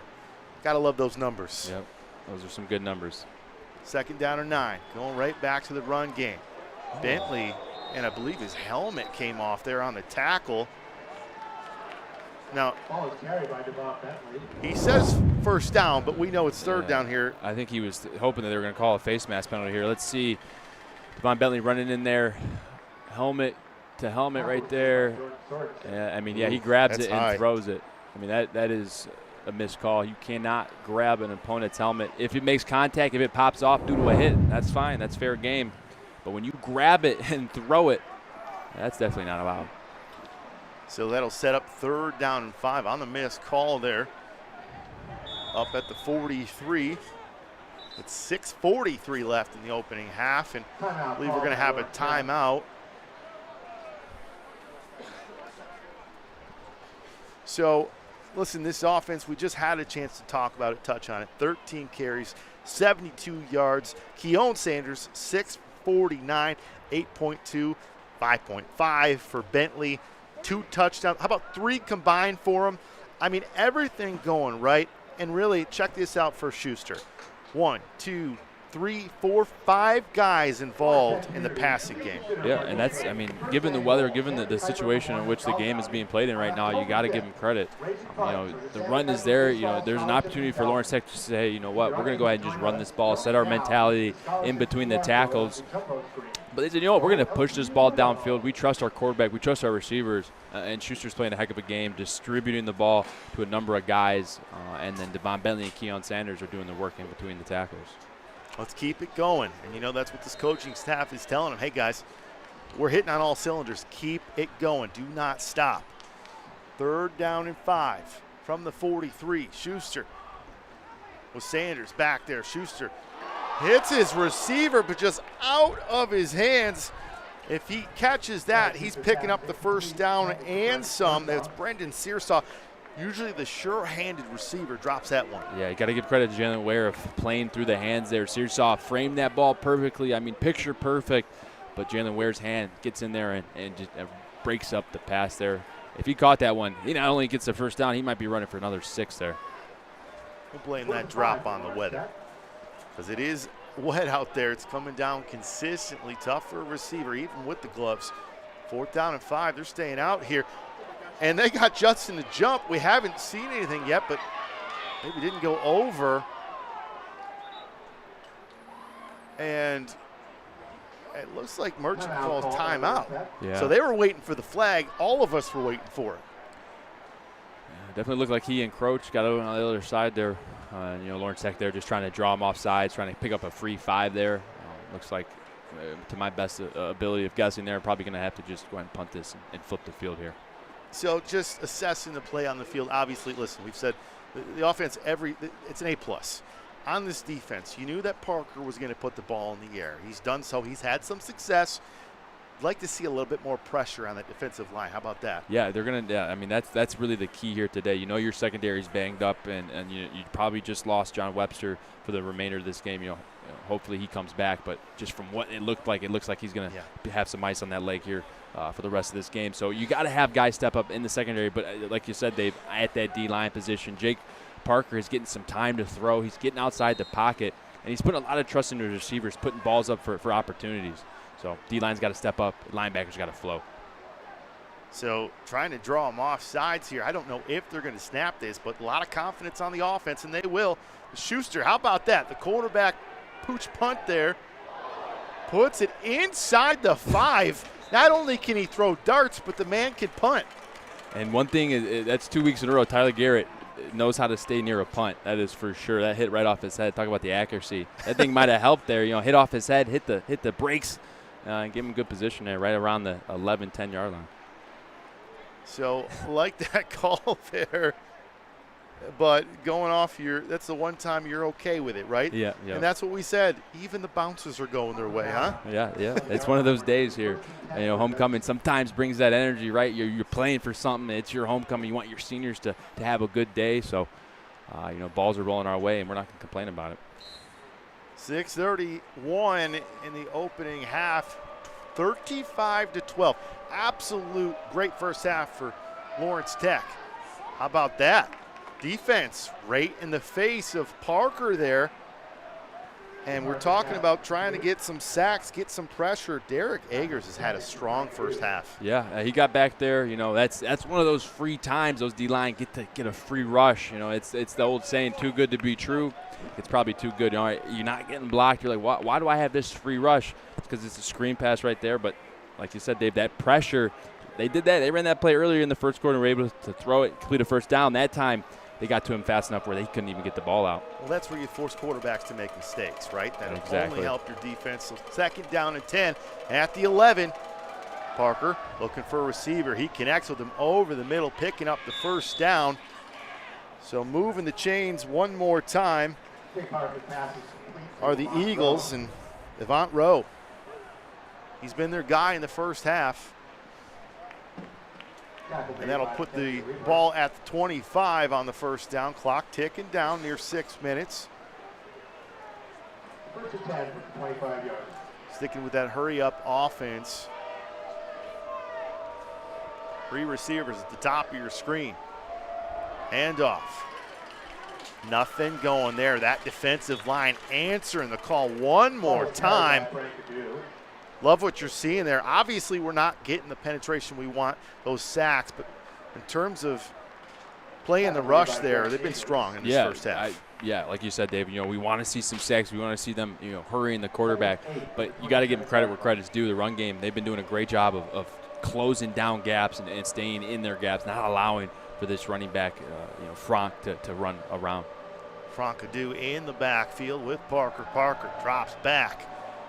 Hits his receiver out there, bobbles it just a bit, but able to bring it down. He was juggling it there, but that was going to Avant Rowe. Check out this play, able to keep it in bounds. Yep, it's essentially cover one hole right here. Cornerbacks are playing off. You're playing off because you don't want to get beat over top of you, right? You've had some troubles covering the deep route, but when you play off coverage, you allow those free out routes, those free hitches, and right there, Parker hits him.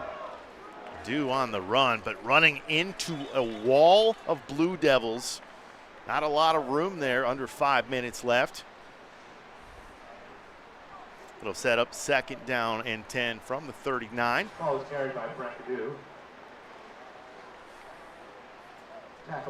Not the half that Judson was hoping for Adu. Obviously, Parker, we've talked about it. He's had some success in his first half, especially with Avant Rowe, but his defense answering the call against the rush. Clock winding down, bringing the blitz. Parker steps up, gets some yardage and some. Past the 40-yard line, still in bounds, goes out of bounds. We do have a flag on the field. Wait to see who this is on. Man down on the field for Judson. And it looks like they're bringing it back.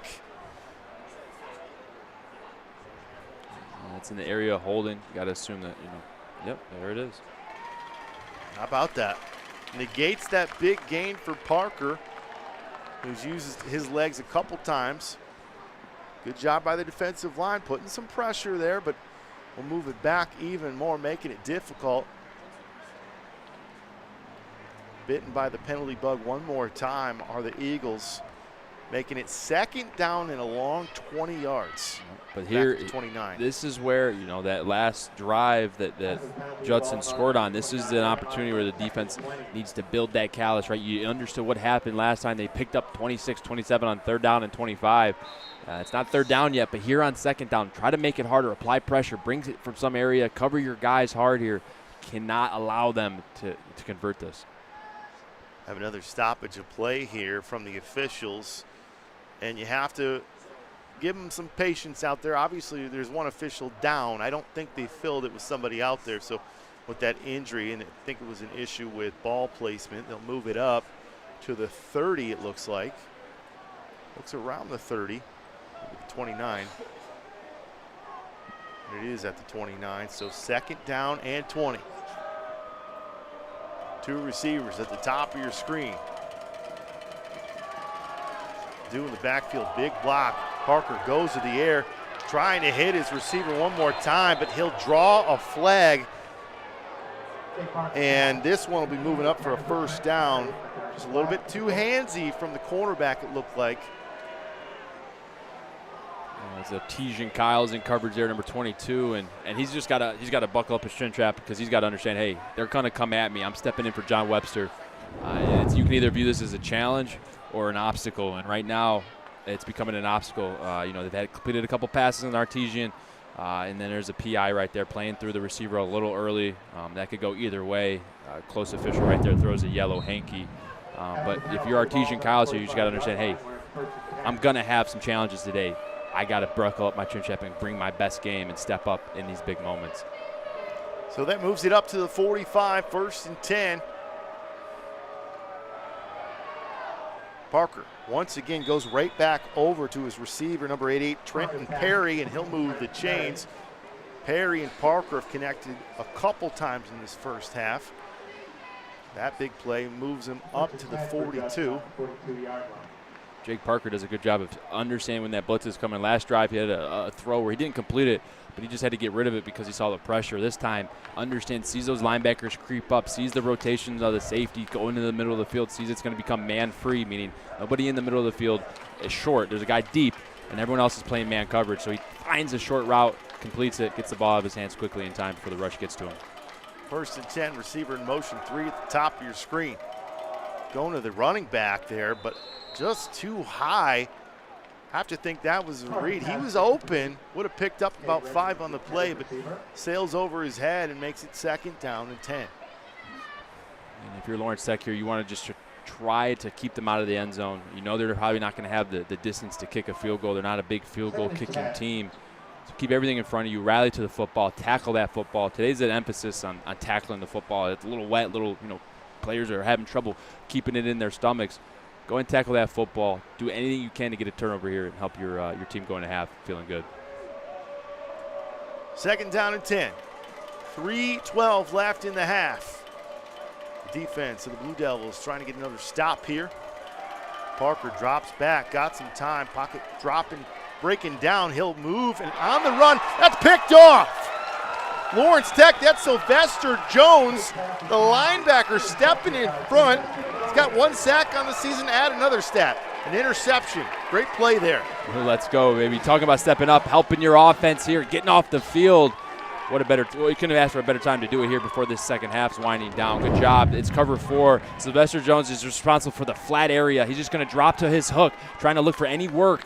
He's just going to watch the quarterback's eyes, and once he gets across the line of scrimmage, that's when he goes to tackle. But your first opportunity right here is to play the coverage. Does a good job falling underneath the tight end. Sylvester Jones on the season, 18 tackles, tackle for loss, a sack. Go ahead and add an interception to that, big man.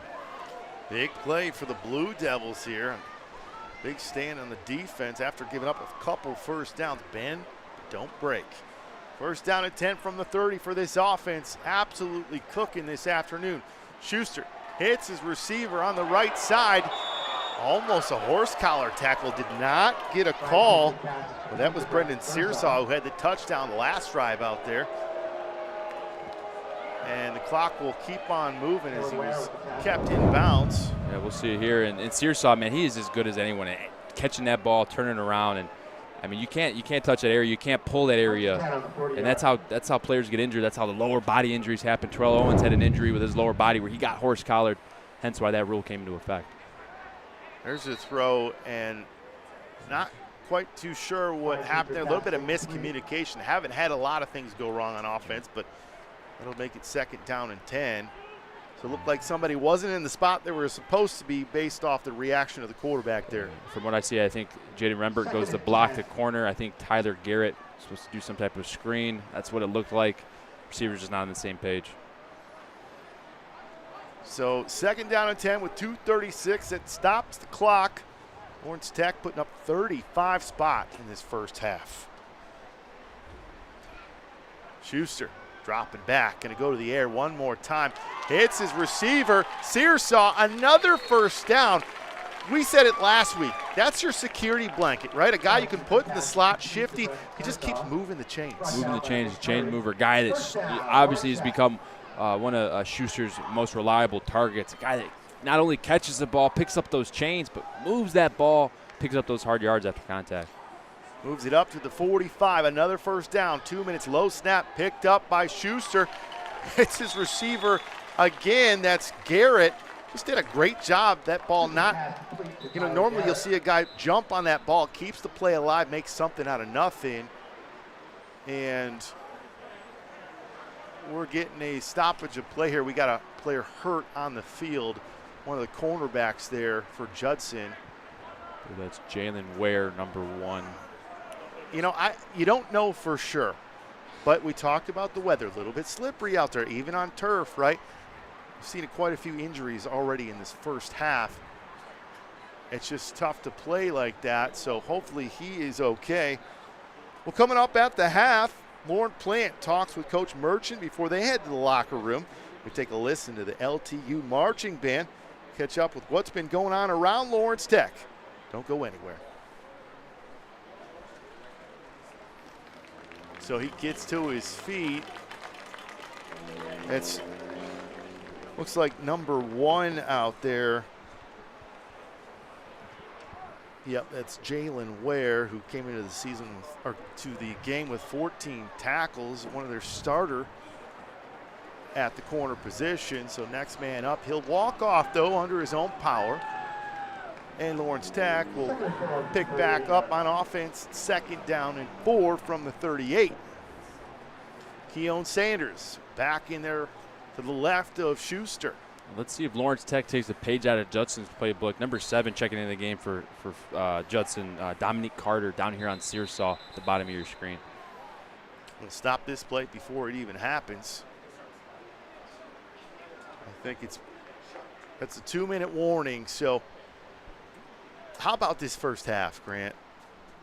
On offense, on defense, obviously getting that pick on defense, just an exclamation point to, I think, all the coaches on all sides of the ball, obviously special teams as well.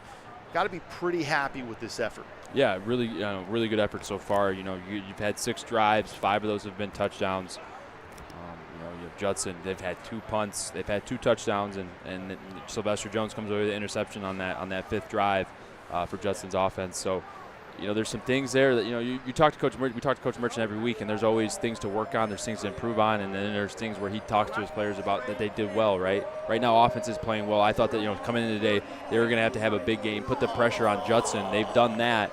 Now it's come down to their defense, and the defense has been great in the run game, applying some pressure, haven't had that sack that we're so desperately waiting on, but they got to improve a little bit in that secondary. They still are allowing some completions downfield, and keep in mind too, with our critiques and our comments, they're thin in that secondary. So that's a credit to their coaching right now, only allowing 12 points with this good passing attack. But if there's an area of improvement here thus far, it's not allowing these deep field conversions on these long 2nd and 3rd downs. 2nd down and 4, handing off to their back, Keon Sanders. And Sanders is going nowhere as the clock keeps ticking down. Shows 1:52 there, but not coming off. I don't know if someone called timeout there, maybe a quick timeout for Lawrence Tech. First down, Lawrence Tech on the 34-yard line. So 1st down and 10, that stops the clock. Now it's winding back up. Schuster rolling out to his left, looking for a receiver. Downfield, he's open. It was Garrett. He's out of bounds, however. A flag did come out before that play finished. Garrett was wide open, but he had to turn the other way to catch that and just was out of bounds. May not matter. Judson players already pointing the way of Lawrence Tech, and this one looks like it's coming back.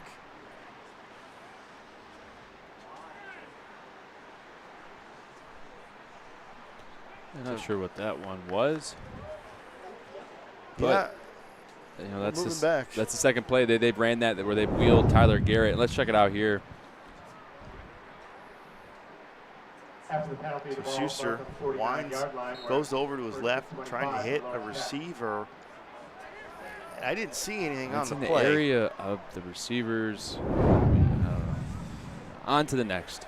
Well, 1st and 25, now backs it up more. 15 yards, Schuster steps up, hits his guy, and he'll go out of bounds. Jaden Rembert stopping the clock. Getting a big chunk play there for the Blue Devils. Rembert been more involved in this offense as he's coming off that injury. Yep, looking good. Had a touchdown last week. A nice slant on the goal line there, getting him involved. I believe that's his 2nd catch of the day. Good job catching that thing, getting out of bounds, stopping the clock. Sanders in the backfield behind Schuster. 1:37 left. Ball at the 38. And that's 2nd down and 14. And Schuster had no time. Absolutely taken down there by a couple defensive linemen. Looks like number 50 leading the charge. That'll move the ball back even farther, making this drive that much more difficult. And that's just, you can't afford to have that on a drive where you're trying to push the ball downfield, but also you're already fighting to get back some of these penalty yards. Adding a sack into that mix is just not a good recipe for success here. But 3rd down in a country mile, I think some type of screen, a running back in a short flat, or one of these receivers here working to get open. 3rd down and 22, under a minute to play. Schuster dropping back, looking downfield. Why not? Hits his man. Garrett absorbs the hit, knew it was coming, but able to keep that ball in, corrals it. What a play. Hey, great job of understanding, hey, I'm going to take a hit. Go ahead and come down with that catch. So you're going to see Schuster just take his 3-step drop, plant, throw on time, looks good. Sees that he can fit that ball over the slot defender. That's a great throw. That's in between three guys. And Tyler Garrett, I mean, he's 6 feet, 195 pounds. He's not a 6'3" target. That's a great throw there by Ryan Schuster. So setting up 4th down and 1. And the way this offense has been moving the ball, give it to Keon Sanders or Bentley, you feel pretty confident. Looking at some of these stats in the first half, how about 17 first downs for this offense? If I told you that week 1 or week 2 after those performances, you'd be like, maybe for the game, but in the first half, that's just excellent work. Yeah, that's great work, and that's just a credit to moving that ball, trying to stay in rhythm, and understanding you got to play complementary football, right? Where have you been hit with the injury bug defensively, right? So, hey, offense, we need a good week out of you. We need you to hold on to that ball, pick up these first downs, stay on the field, let our defense get breathers, let our defense, not be on the field for the majority of the game, and right now they're doing a good job of that. So 4th down and 1.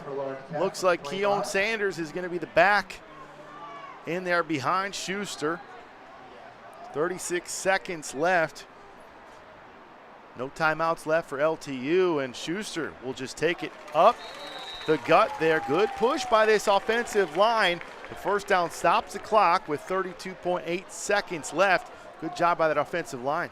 They're going to probably hurry up and just spike this one. And they will. Good call. That stops it with 27.9 seconds. And with the way that this offense has worked in the red zone, you got to feel pretty good. Couldn't say that coming into this game. Obviously, we know they had 4 touchdowns and 9 trips, but making those odds ever so higher, playing some great football at this end of the field. Yeah, and if you're Judson, you don't know what form of plays coming for that touchdown, right? You don't know if it's going to be a run or a pass. So far, Lawrence Tech's got 3 rushing and 2 passing touchdowns. Schuster in the shotgun. As Keon Sanders go to the other side. Sanders blocking for him, but on his blind side there, a couple guys coming in. You hate to see your quarterback hit the turf, but he gets right back up. He's a tough guy, but that ball sails out of bounds. Yeah, and Lawrence Tech, they've had a little trouble with Judson applying pressure. They go man-free again there, leaving one-on-ones around the field. And the pressure, just the O-line, they're down, a couple guys there on that starting O-line, so that may be some of the reason why they're not being able to pick up these free rushers. 3rd and 10 from the 22. Schuster, low snap, able to come up with it. Schuster trying to get out of there, goes to the left side, just throws it up. Has a man. How about Rembert? Another touchdown. Even when the pocket breaks down, a quarterback like that can go out and say, hey, I'll make something happen. You like the receivers not stopping on their route. Just keep moving around for your quarterback. Yeah, keep moving around, and that's something we saw early in the year where receivers didn't have the knowledge and the awareness of where to go on scrambles. But you get a guy back in your lineup like number 0, Jaden Rembert, guy that's done it, been here, knows how to score, knows how to get in that end zone, does a good job staying friendly with his quarterback. Schuster rolls to the left, and that's hard to do. Throwing back across your body, puts a ball right above the safety, Ridley Joseph. And Jaden Rembert comes down with that touchdown. Grant, 42 points at half. Look at this play. Yeah, look at this play. He's going to roll to the left. Pocket's good. Feels the pressure. Could have sat for another second, but rolls to the left. Says, you know what? I got a guy down there that I trust in number 0, Jaden Rembert. Puts enough air. Number 35, Ridley Joseph, couldn't get to it. But number 0 could. Jaden Rembert with the touchdown. A right-handed quarterback going to his left. The odds against him and just making a play. He's shown the ability to throw on the run consistently all season long. Yeah, he has, and that's a really good trait about Ryan Schuster. And another thing that I forget sometimes is he plays like he's a junior, a senior, like he's a redshirt sophomore. He's got plenty of time left, but still plays so well. And one thing he does really good is keeps his eyes downfield, right? Knows he can run, knows he's a tough runner. It's going to pick up those hard yards. But he's always looking to facilitate, always looking to make that play downfield. And as a receiver, you love when your quarterback does that. And he's only going to get better with this offense as he gets to know it more as the season goes on. So that's great things coming for this quarterback and this offense. Yeah, I mean, we've seen it week to week. It looks like they've just taken a step further in the right direction. Wow. So it looks like, and we'll check the stats here, but 6 touchdowns already. We'll check how many players. This kickoff will come near the 30-yard line. So taking a look, there's 1, 2, 3 guys, 4, 5. I got 5 guys, 5 different players scoring touchdowns. 6 touchdowns, 5 different players. Yep, that's right. Yeah. Spreading it around, man. Devon Bentley with 2, Keon Sanders with the 3rd, Bryson Heaton with the 4th, Searsaw with the 5th, and then Jaden Rembert with the 6th. 30-yard line went first and 10 from Well, the 10. 42 points at halftime. That's amazing. 42 points in a game, you'll take it. Yeah, I came in today saying, all right, I think Lawrence Tech's going to be able, but also it's going to need to put up 40 points. Didn't expect them to do it in the first half. Got to give them a lot of credit there, playing well on offense today. We get a flag on the play here.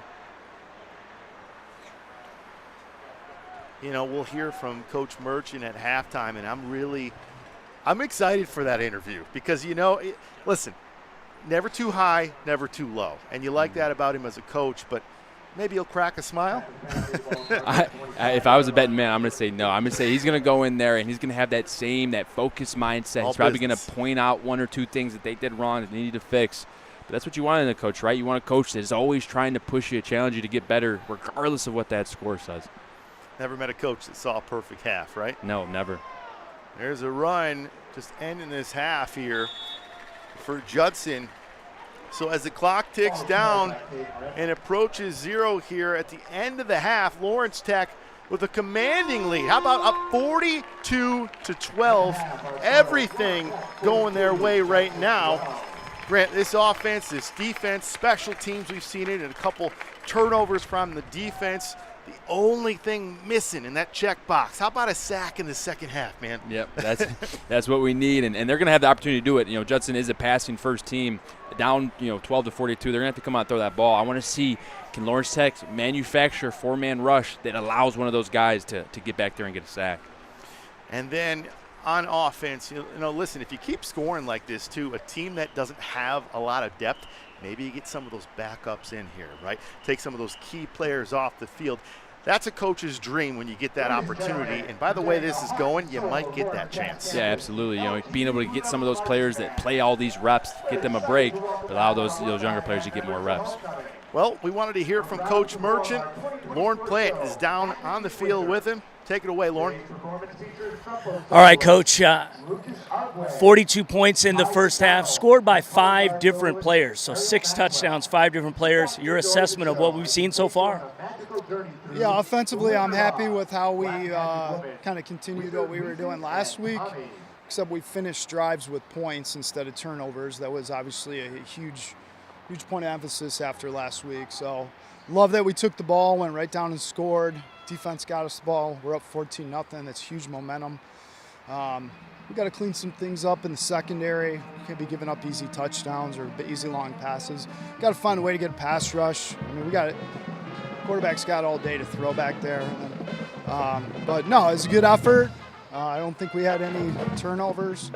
So, second half, defense has to clap down, and we got to run the ball and finish the game and get a W, hopefully.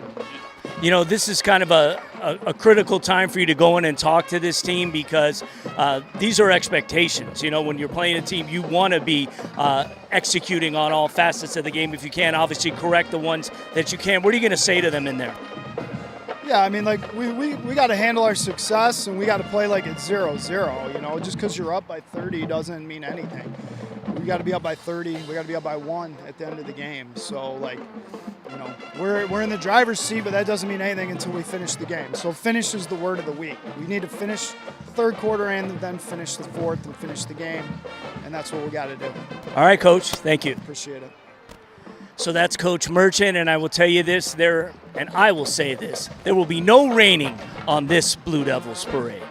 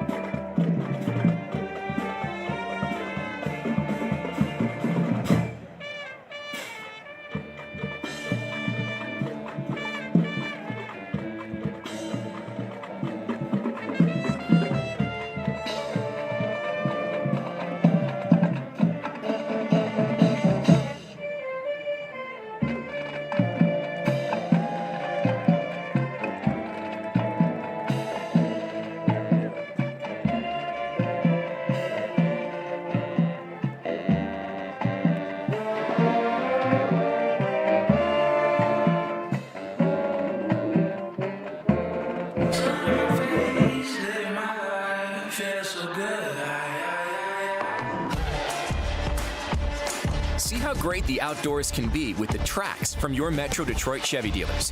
With its bigger, bolder, more refined style and advanced technology, you can take the wild out of the wilderness and experience nature your way. Lease a 2024 Trax LT for just $239 a month. Put it in D and see why Chevy drives the Motor City.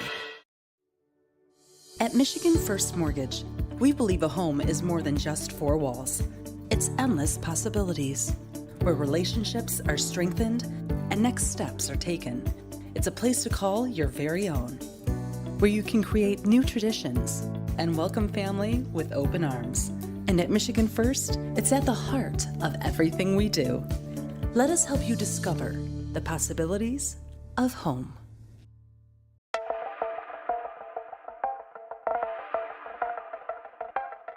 It was an exciting weekend last weekend for the Blue Devils in athletics. On Saturday, LTU men's soccer team took on Concordia, and with the help of Tiago Troiano, the Blue Devils walked out of this match with a 1-1 tie. Just down the road at Farmington Hills Ice Arena, the women's hockey team took on Michigan State. Athena Chapman and Alexis Zielinski both had goals in this one, but unfortunately came up short with a 3-2 loss.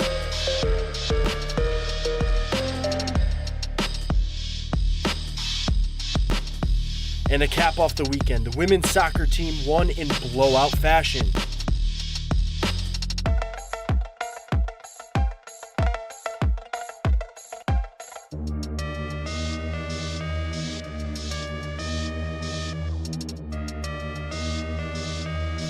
Hannah Paget and Reagan Boyle both had hat tricks in their 10-0 victory over Concordia.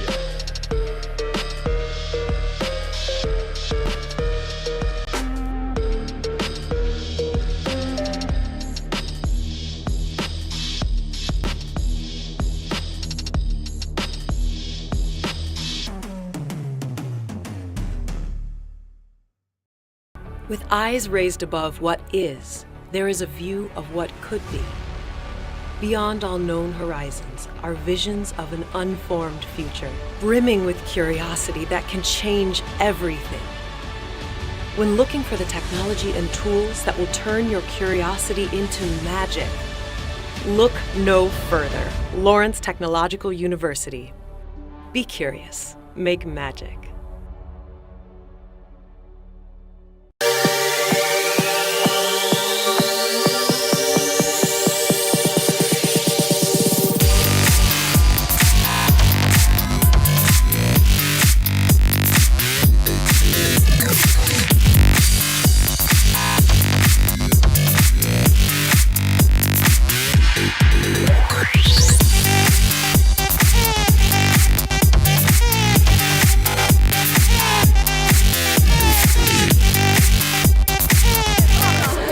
Number 2, baby! That's her!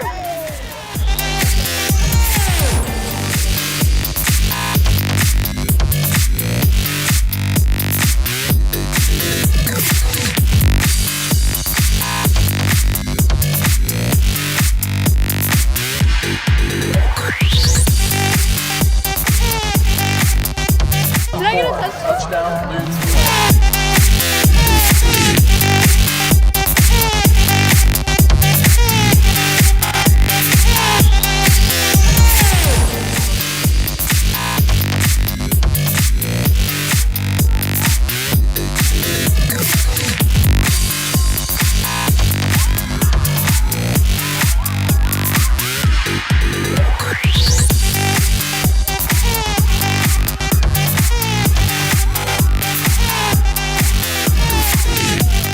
I've never caught a ball in my life. All of our practices, I dropped them all.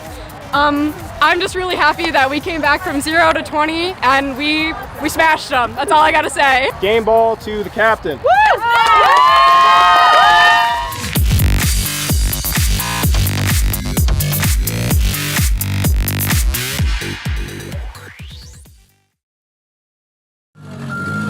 58-year-old Gary Anderson of Somerdale, New Jersey, killed as he was delivering the sheetrock when a tape measure fell off a construction worker's belt 50 stories above, bounced off a piece of equipment near the ground, then struck the truck driver in the head. Police say Anderson was not wearing a safety helmet. Every year, thousands of construction workers are either injured or killed on the job. In 2023 alone, over 1,000 fatalities reported. At Lawrence Technological University, the Construction Safety Research Center is leading the way in building safer futures, dedicated to raising awareness and developing innovative solutions to reduce these tragedies. By focusing on research, education, and industry collaboration, the CSRC is making strides to ensure every worker returns home safely. It's time to raise awareness, save lives, and make construction safety a standard, not an afterthought. Construction Safety Research Center is a unique initiative here in the state of Michigan because it's not just doing training, we are doing research. And what's unique about this research is our partners. So we have our industry partners come to us and tell us which areas that we should focus on, then they validate those research. So we are producing research that is practical and easy to be implemented by the industry. Safety is a non-policing mentality. It's a learning, training, developing mentality to give people the right skills and to inform them what the skills are and how to be safe instead of just relying on telling somebody be safe. Definitely, it's talked about incessantly every day and more than any other job I've ever worked on. You know, we're not just talking about it like during, you know, safety meetings or anything like that. Like we talk about it when we're talking about getting the job done. You know, safety is just always a part of that, and it's not just safety bringing that up now. It's you know, our management team. And if you see the topic of this research, all of them are practical. PPE non-compliance, frontline supervisor contribution, and this is all because we have industry partners helping us and really stir our or suggest the research findings, which help us produce practical research. And as a result, we're going to provide a practical solution to this. We're in the right direction, right? Utilizing that research to further push and bolster our values are right, our commitments are right. We're on the right track. So I can say, you know, looking forward, that's what we're trying to do with this piece. And I can assume that in the future, as more research topics and more training and presentation and findings are developed, we will do the same with them. Again, right now there is still people, they are not sure about the center benefit. What is the benefits? So over the next 5 years, I hope through our partners, we're going to show them that safety is part of the construction, is an integral part of the construction work.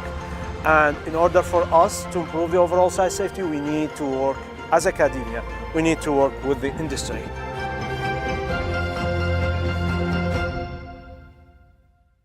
Detroit Month of Design is a huge thing. There's only one UNESCO City of Design in the United States, and we're standing in 1001 Woodward, which is one of the premier exhibition locations for the Month of Design. Bedrock continues to invest in innovation and continues to create and provide platforms for innovation. And this is really core to our strategy, not only for how we go about our day-to-day business, but in the creation and retention of talent for our business and for the city of Detroit. The topic of the exhibition is to imagine the future of construction, and we have all these images of AI created images of the different scenarios that our future could be. And it's very exciting to be part of it, knowing that I also work with additive manufacturing and computational design, and I wanted to be part of this group.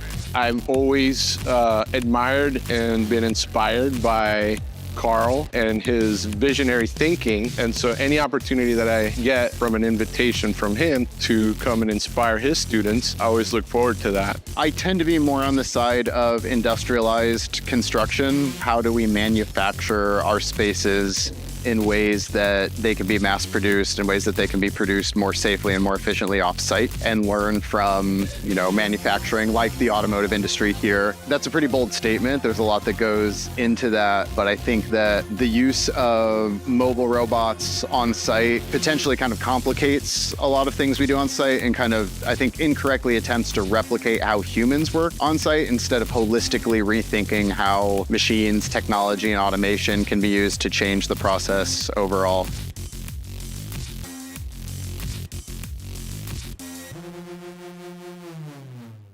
Hi, my name is Kiara Brown, and I'm a media communication student here at Lawrence Technological University. I really enjoy the fact that most of our assignments are in the field. So we go out and we do like hands-on activities. Using equipment is what I really enjoy most about our program, is that we get to go into our studio that we have here at Lawrence Tech and actually shoot, different types of scenarios that might happen out in the real world, and then also just actually going out and being active. Our portfolios that we make are done with our advisor. So Jody Gaber is our media communication advisor for the program, and so it's something that we do in our senior year, and we just gather all of our work that we've done, all the work that we're most proud of, and so this summer is pretty much what I've been doing, is just gathering all the work that I've been most proud of, organizing it into just my way of expressing my work. The media communication program has really prepared me for my future goals in just a numerous of ways. It's not all sports, it's not all news broadcast. We've also touched on film, which is actually what I want to go in to do. So really just film and TV entertainment is what I'm looking forward to in the future.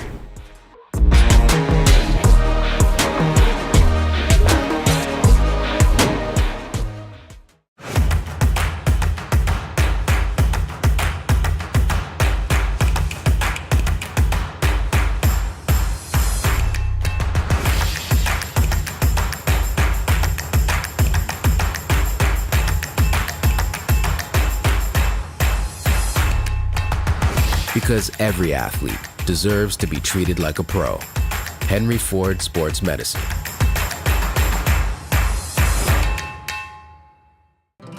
Chevy Silverado has what it takes to do it all.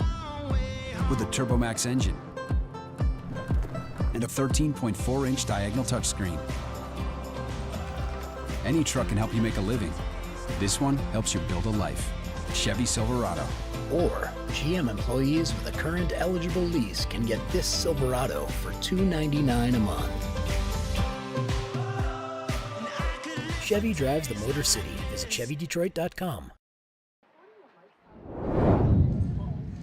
Hey guys, welcome back to Blue Devil Stadium, where our Blue Devils have a substantial lead right now. I believe it's 42-12. They're running an ad right now, but it's substantial, and we're having a great time here at homecoming. I am joined now by Scott Trudeau, the former athletic director, who is now the executive director of fundraising for athletics and alumni engagement. So I remember that. So Scott, it's so great to see you. This has been a great weekend so far. Oh, it's been awesome. Like the tailgate today was unbelievable. I mean, we had a little bit of rain, but I got to see so many old alumni that I haven't seen in so many years. 3 of them haven't been here in 15 years, even on campus, but they came back today. They just want to be invited and come back and see all the good things that's happening at LTU. It's awesome. And I've known this guy for 15 years, so the fact that I brain freeze is pretty hilarious to me. But as we move on and talking about fundraising, there is a tremendous event that is happening up north next weekend, a week from today to be exact. Talk about it. Yeah, so we're doing a golf outing for one of our student athletes, Sam DeKuyper. He was one of our baseball players, a captain of the team. He tragically died on his way back to come back to commencement to see his teammates graduate just a year after graduation. So we're doing a scholarship in his name. So the fundraiser for the golf outing is just going to help fund that endowment. So his name will be a legacy at LTU as soon as we get that funded. So it's going to be a great event. We sold out the event, 120 golfers, very quickly. The city of Church City has really embraced it, and the DeKuyper family is really well known up there, and it's just great to see the community support. And the alumni from our baseball team are all playing in it. We're doing an alumni game tomorrow at Jimmy John's Field with our alumni to kind of kickstart it. So it's going to be exciting. Yeah, and just tell me quickly, as the former AD, what do you remember the most about Sam?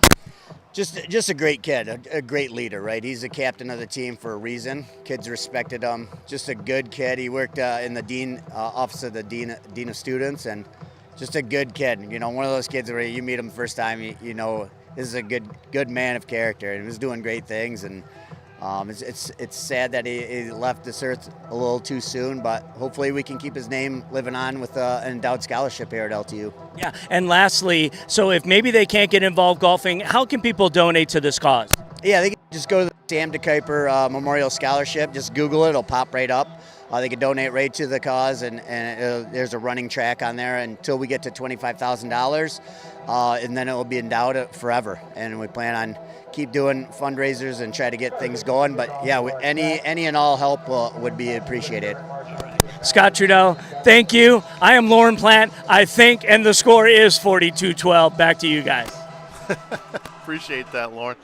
Getting ready for kickoff here. Judson going to take over. That ball bounces near the 15 and taken over by the Eagles. So, Grant, we talked about some of these stats that really stood out in the first half. You had circled a couple of those, starting with first downs. Yeah, first downs. Lawrence Tech's winning that battle coming in this game. We knew the defense was going to be on the little bit of the short side as far as depth goes, so they've done a good job staying on the field. 19 first downs to 11. Another stat that I saw here was, just the turnover battle right now. One interception by Judson and then one fumble loss by Judson. We're winning that. We got no interceptions, no fumbles, so we're winning the turnover battle. That was a big emphasis coming into today. And then just the overall rushing game, right? You have success when your team can run the ball. Right now, 12 rushes for 31 yards for Judson to Lawrence Tech, 22 rushes for 118 yards. So look for them to keep that ball moving on the ground on offense, and then look for Lawrence Tech to try to find a way to stop this passing attack. That passing attack out there, Parker with some pressure on him and almost had a sack at his shoestrings there, but a flag on the field. And that's really the only thing we're waiting. Obviously, Coach Merchant talked about that after the half right there is, listen, they've got to get some more pressure on the quarterback, especially when the competition gets a little bit tougher out there. Yeah, got to apply pressure. We heard, Coach Merchant, up 42-12 at half, and we were talking, what's he going to say? Is he going to bring up anything that they need to work on? And, boy, he sure did. So that we need some pass rush from that D-line. So Jake Parker's got way too much time to throw. And he's hurt us on some throws downfield. So he wants to see that pass rush step up. And during that halftime break, I had the opportunity to go down to near concessions, walk around a little bit. Saw a couple of LTU guys. I was like, hey, go ahead and tell Derek, tell Aaron, Grant told you to get a sack. So hopefully it's coming. I told them firsthand, so they know that it's an urgency here. Some of that Grant Perry luck, right? And we were so close right there. I started getting on my toes, started getting excited. Jake Parker, he's got a good awareness, got rid of that ball. So it looks like number 22 for Judson is Marshawn Smith. The junior running back is on the turf. We've seen a handful of injuries on both sides of the ball. Even an official go down. So it's been one of those days on the gridiron. Injury is a part of this game. This is a tough game that these guys play. And, this is what, the third, fourth guy that hasn't been able to put pressure either leg here for Smith. And he'll be helped off the field. Yeah, that's when you take the field as a football player and as a referee as well, you understand those inherent risks that you take each play, and sometimes as the game goes on, you don't really understand how physical of a game this is, and we've seen a couple injuries today. Hope those guys are okay, but this is a dangerous game. That's the one one aspect of the game that is something you got to keep in mind, and that's plays into team chemistry. How do you rotate pieces around? How do you transition guys to different positions when other guys do go down? Moves them back a little bit, first and 16. Parker in the end zone throwing, going deep. A man wide open. Passes the 40, the 30, the 20, and he is going to score an absolute breakdown from this defense. That's a big score across. That was Grant Alexander, and he had all day to run. Yeah, he did, and that was a 102-yard reception. I mean, Jake Parker threw that 2 yards deep in the end zone. Couldn't see the back half of the the secondary there. But again, just the one, if you got one thing that you got to work on here today, you're coming away with so far, it's the secondary, and got to get to the quarterback. It starts with the D-line, the pressure. Jake Parker sits in a pocket in the end zone, doesn't feel any pressure. Usually, the quarterbacks drop back in that end zone, they get nervous, they get antsy, they start getting nervous, they start moving. Jake Parker sat in that pocket, delivered a beautiful ball, and got to get some pressure on the D-line and secondary. Got to be able to cover those guys. And listen, Coach Merchant talked about it. Listen, there were some things they still needed to check off. There's not a perfect half for any coach, especially a head coach, and that is not the way that they wanted to start this half on one play, a big play, obviously over 100 yards. We're going to have a flag on the play here. And with a little delay of yeah, game. It was a delay of game. But giving up that big touchdown, this secondary's had its troubles this afternoon. Yeah, the score doesn't say it. Parker, we knew he was going to go to the air, and that's a couple big plays they've given up. Backup quarterback in there for the Eagles, and his first time throwing it, and that's picked off. How about points going the other way? They've got numbers. And catching up is Judson, running out of gas, maybe, is Thomas Lewis, who picked that off. So not quite able to go all the way. Yeah, those are one of those situations where if you're Thomas Lewis, you don't get too many opportunities where you intercept a 2-point conversion. But this is one of those rare times where coaches might be all right with you saying, hey, you know what, if you're not the fastest guy or you're about to get tackled, go ahead and let somebody else run that thing. Toss that thing back, because as soon as this ball hits the ground, it's a dead ball. No other team can advance it. So, an opportunity there. Looked like he might have scored, but the speed of Judson offense caught up to him, and those are one of those plays where, hey, go ahead and toss that thing back to one of your other teammates. Maybe get a defensive back behind you, let him run with that thing. But took away 2 points there, though. That's a good stand there by the defense. Well, one positive on the defensive side. That's 0 for 3 going for 2 today and this afternoon for Judson. Good job by the LTU defense. But so we got a 24-point ball game, 42-18 after the long touchdown pass from Parker. Kickoff once again is a little short. Buddy Banks Williams picking that up on the right side, got some room, goes up past the 35, and that's where the offense will come out here. And we talked about some of those numbers, obviously. But how about Schuster spreading it around? I mean, 1, 2, 3, 4, 5 guys that he's completed the ball to. And you got 2 guys over 70 yards already in this game. Big throws down the field, 227 yards passing, clearly his best game thus far. Yeah, I'd like to see the last time a Lawrence Tech quarterback threw 3 touchdowns to 3 different guys. That's like you said, he's sharing that rock and distributing that ball. Buddy Banks Williams was in motion, but it goes to Bentley. Bentley picking up some good yardage and the first down. So I love that, using that receiver in motion, kind of getting the defense to bring their eyes over to that side, give it to your skilled back, and making the most of that run. Yeah, you hit it right on the head there, Dave. Getting that window dressing, that runner across the formation, making the defense have to shift, communicate. You get the run coming backside. You get a great block by Anthony Merlot and Curtis Maxwell, 75 and 68, right tackle, right guard. Devon Bentley found the hole. First down and 10 from the 48. Schuster keeps it, picks up the first down. I think the defense thought the tailback had the ball there, and Bentley, good job and good read by the quarterback Schuster here. Yeah, right here, you're just going to get the player playing at the quarterback. Honestly, looked like he could have gave it too. Ended up working out in his factor.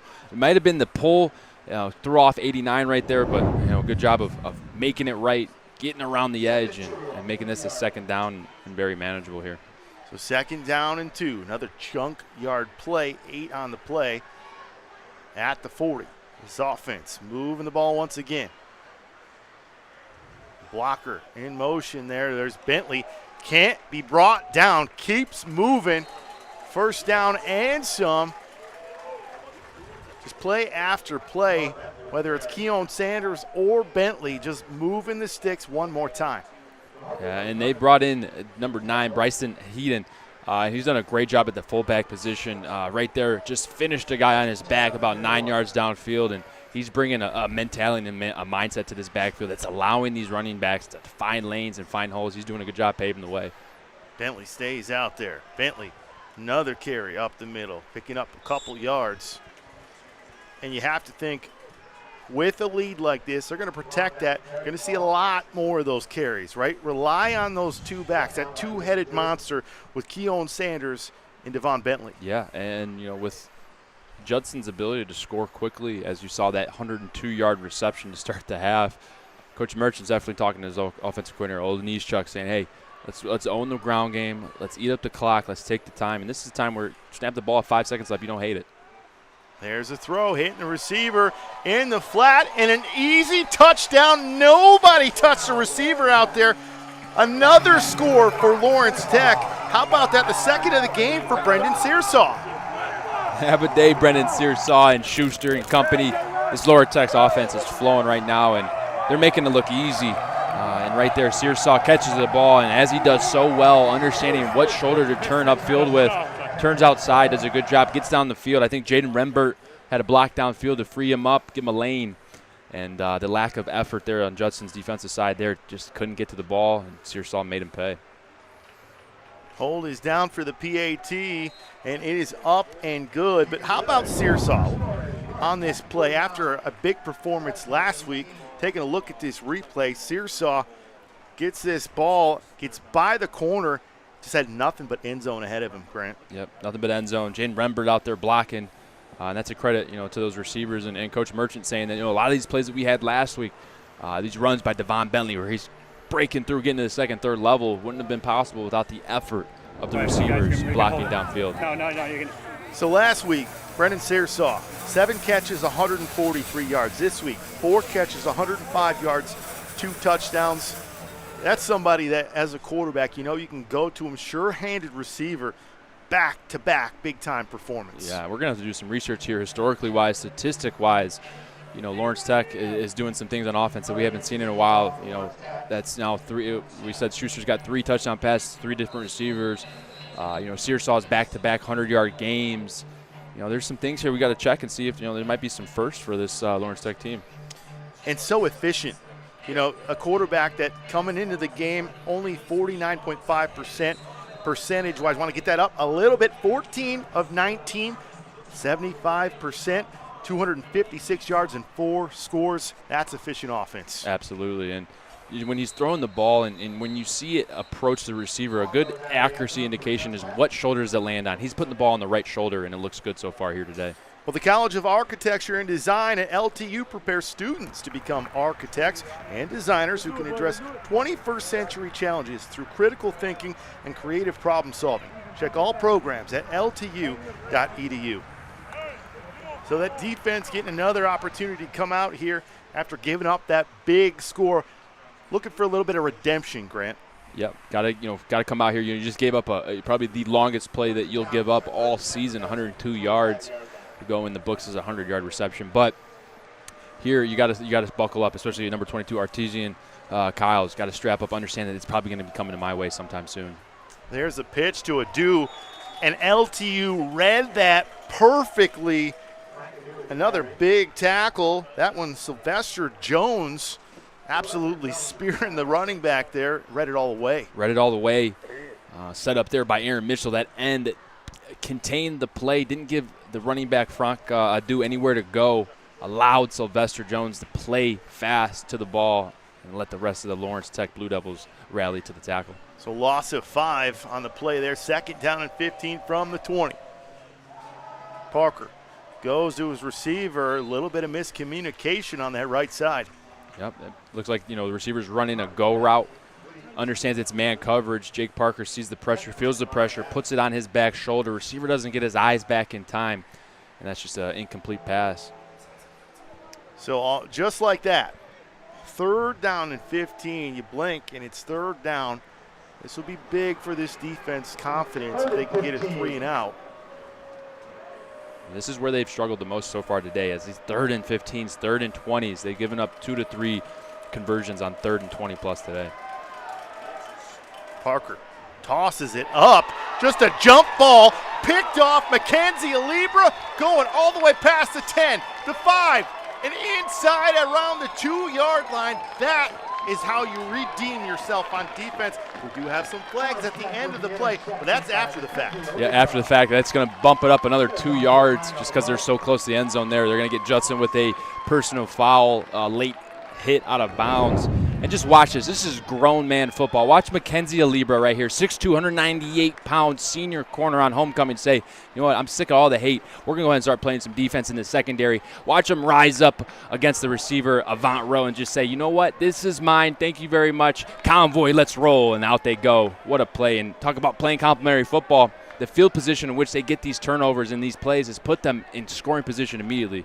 What a fantastic job. And that was a personal foul, late hit out of bounds. So, as you said, moves it up even closer. Maybe a quarterback sneak here, we'll have to see. But, and listen, that was a great answer from the defense. Yeah, you gave up a 100-yard play. You don't want to do that. But you don't want the conversation to just be about the offense. You guys want to go out there and get some plays as well. Absolutely. Yeah, you want to be on the highlight tape, too. You want to be talked about as well. Get your name in the paper. Right there, they do a great job of shutting down that offense, getting a turnover, putting the offense in scoring position. Schuster handing it off to Sanders, and Sanders pushing. And there it is, another touchdown for this running back duo. Everything going the way of Lawrence Tech. What a game. We're going to have some records broken today. Yeah. We have to. I'm going to go on record saying that. We got some stats in front of us. We'll have to do some digging, but, man, everything is going right. It's going right, and just that feel, that homecoming vibe. You can hear the crowd getting into it. You see the boys are excited. Offense is playing well. Defense has now stepped it up, got a turnover, put that thing on the 1-yard line for the offense. It's looking good here for the Blue Devils to start this second half. So my question to you is this, Grant. When do you think about maybe getting your backups in there, like Ricardo Marble Jr. maybe?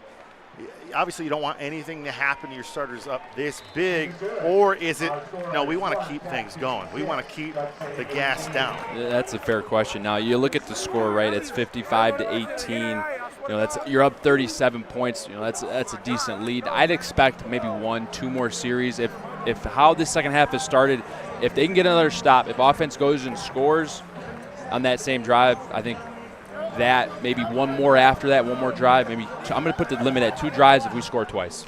And really, that benefits you as a team. Listen, if in fact you do need, obviously you don't want injuries to happen, but later on, if you do need some of those backups, like Marble Jr. out there, they're ready, right? They've been out there, battle tested. You can practice so much. To get better, you have to play on the field. Yeah, and you hit it right on the head there, Dave. A couple things I've taken away from Coach Harbaugh. One thing that really resonates is you get better at football by playing football. You can't get better at football, staying on the sideline, watching the plays. You got to get better by playing the sport, doing what you're supposed to do, taking the coaching and applying it. And if there's a time and a place to get your young guys on the field that haven't got those reps, it's right now. That's it. Kickoff here to Judson in the end zone, bobbled, and they'll knee it down. So got a little bit of extra out there. And you know what? Listen, when you're down by 37 points, a little bit of frustration going to come into play. Oh, yeah. Yep. And it's about holding on to, your composure here. If you're Lawrence Tech, don't feed into it. They're going to try to egg you on. They're going to try to, those little scrums in the middle and the pile, they might get a little dirty, but just don't retaliate. Understand that you've taken a convincing lead.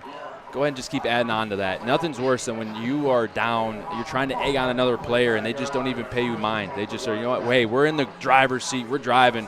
You can do whatever you want. It's not going to affect us. Those are the teams that don't shoot themselves in the foot, the teams that excel on the turnovers and the mistakes by the teams that are losing.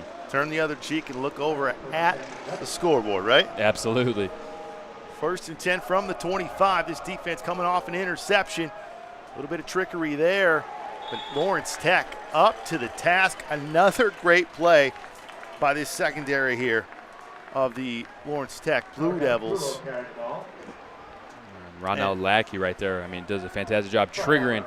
It's an alley defender on that play. Does a good job seeing that runner is coming across. Sees the runner get the ball, and he doesn't waste any time, triggers fast, and makes that tackle. It's been raining all game long out there and really hasn't fazed Lawrence Tech one bit. They've been up to the challenge And now they're starting to pick it up on the defensive end. 2nd down and 14 on the loss of 4. Ball at the 21. Parker dropping back, looking downfield one more time. A couple Blue Devils in the area, perfectly covered. Perfectly covered, and that was a great job by Mackenzie Libra. It looked like they were in some form of cover 2, where Thomas Lewis is playing over the top. He's got half the field deep. Mackenzie Libra's there in the flat, sees that corner route's going to take his third of the field. He goes and drops back, does a good job of playing that, and that had to have been a perfect ball because there was no room to fit that in. Listen, confidence is contagious. That confidence from that offense starting to come over that defense, that makes a team scary. Absolutely. When both teams and both sides, both phases are playing well, and then when you can incorporate all 3 phases of the game, including special teams, you really got a good formula going. 3rd down and 14. 3rd and long one more time. Blue Devils trying to get that sack. Couple guys at the quarterback, but he's able to deliver a tight spiral to his receiver. Moves the chains one more time, so they were that close. They just couldn't finish that.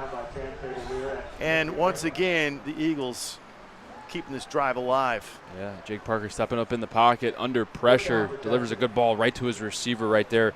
Number 88, Trenton Perry. Trenton Perry goes up with strong hands, catches that ball.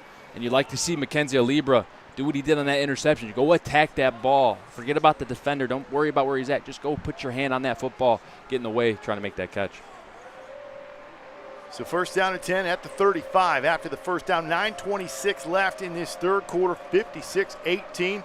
Parker drops back one more time. That ball's tipped. Great job there by the defensive line, tipping that ball. There was an open receiver, but it'll fall to the turf. Yeah, good job, man. And then number 97 there, Seth Fulton.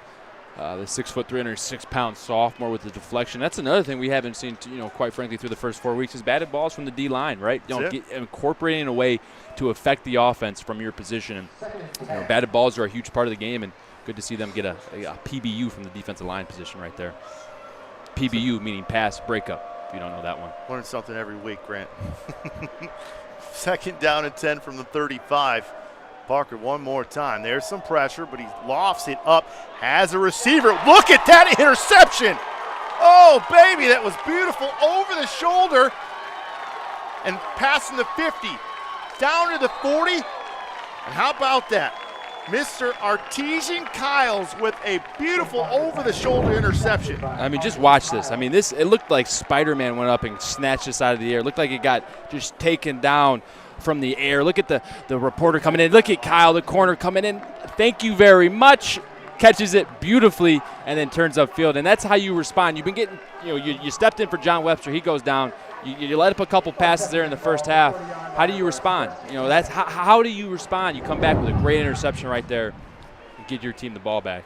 Grant, I thought that cornerbacks were failed receivers, but not so much on that play, huh? No, I guess not when Artesian Kyles is in the way. I mean, that was those hands, and in this weather, got to give him credit for that. And we're seeing some backups in there. Looks like that was number 24, Jacob Ranny, in for the first time. That's his first carry in this ball game. And like we said, when you're up by that much, you get some of these other guys in. Ranny getting a carry. Keon Sanders checks back in after a gain of 5.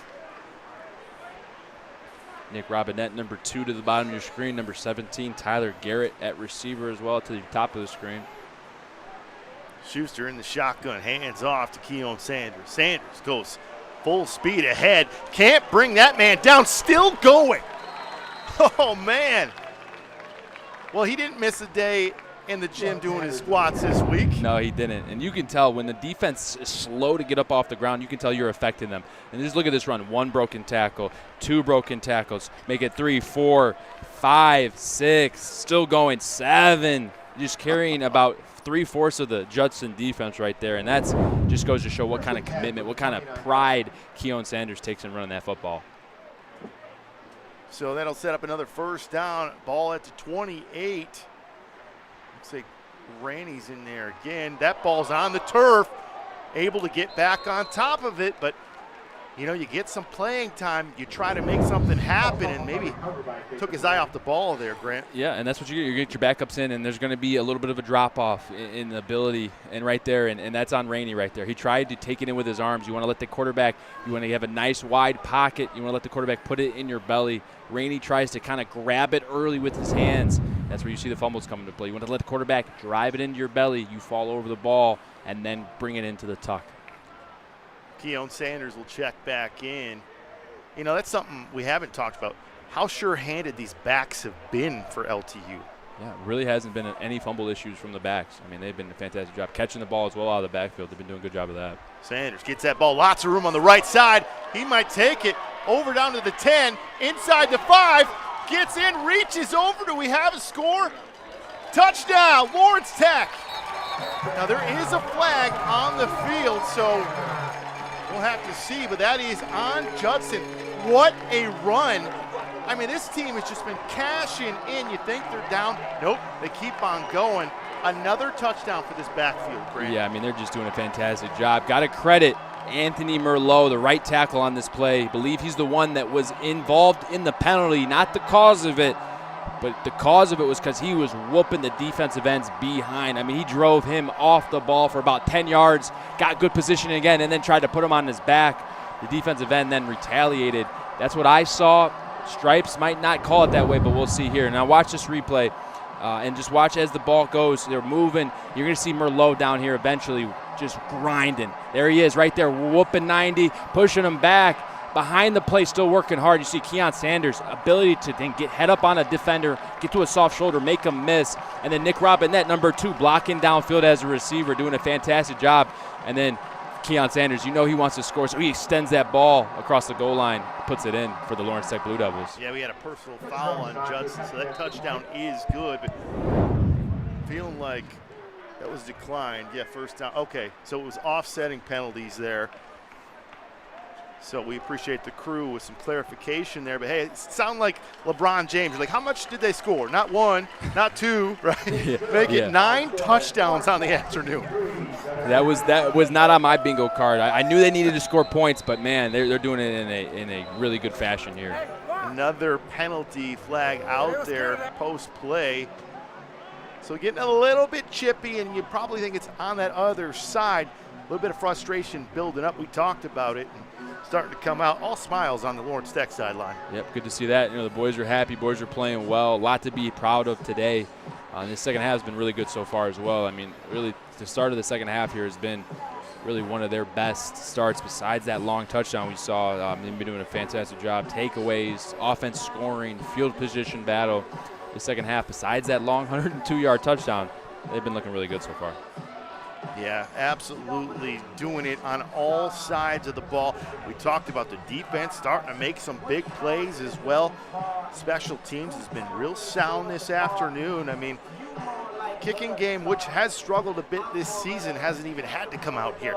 Nice, easy day, right? You're like, hey, I'm here if needed, but if not, I'm good. Yeah, but hitting the extra points, doing a good job of that. And, you know, if you got an issue with your field goal kicker, one solution to that is, hey, just put the ball in the end zone with your offense every time and just worry about kicking those extra points. We've been doing a good job of that here so far today, and that penalty pushes them up to the 50 for this kickoff. So let's see if they try to squib it, try to make Judson fumble for the ball here. So we had a penalty after that extra point. It was on Judson, so moving this ball up would be surprised if we didn't see it, and we did. There's the touchback, and we'll bring this out. So the Centropolis Accelerator is accelerating the growth of Michigan's advanced manufacturing, innovative hardware, entrepreneurs, and small manufacturers by providing access to funding, experts in key business and product development resources. Companies like Reaction Technologies are successful examples of the partnership with LTU. It only took me 3 weeks to say Centropolis, but we got it. All right, 63-18. Yeah, that score is right. The defense of Lawrence Tech making some plays. There's Adu going over to the left side. A couple guys there, just no room to run for Adu. And looking at the numbers for Adu on the day, you know, he's got 4 yards. I don't know if that's accurate or not, but they've just been going to the air all day because they've had to, and they've been behind since the beginning of this game. Yeah, I mean, they came in and coming into this game, we knew they were going to throw the ball, but the run was shut down early by this D-line in front seven. Really gave them no chance to run the ball here today. So we got a penalty flag on the field, and I believe that this is probably going to move back. Still looking for that first sack, though. Still looking for it. And we'll take it at any point of this game. And this is actually going to be on Lawrence Tech. So they'll move it up.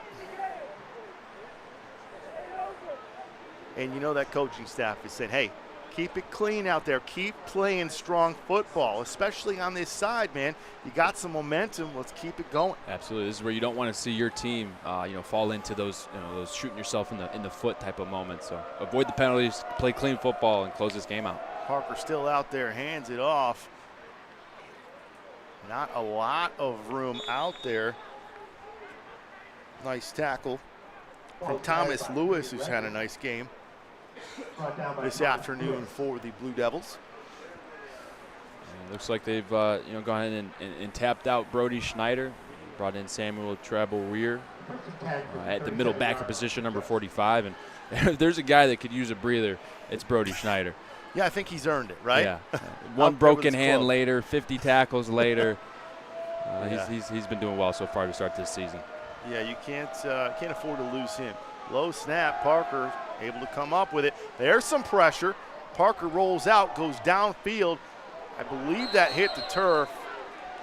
And the receiver said, hey, I got it.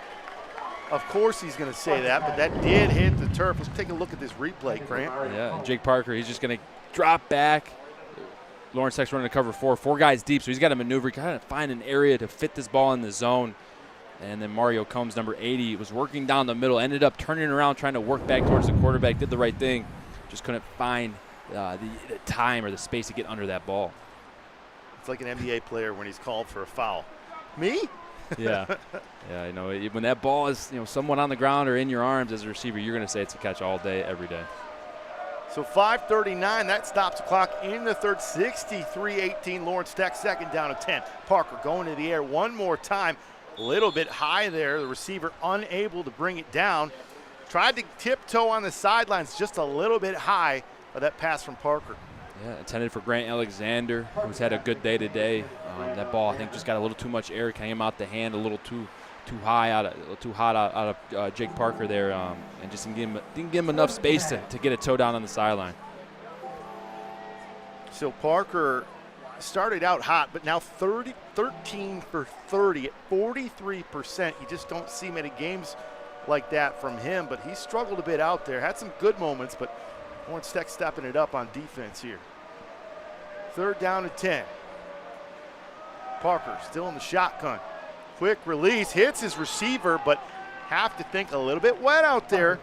Normally his sure-handed receiver, Grant Alexander, comes down with that, but it drops to the turf, and that'll set up fourth down and bring on the punting unit.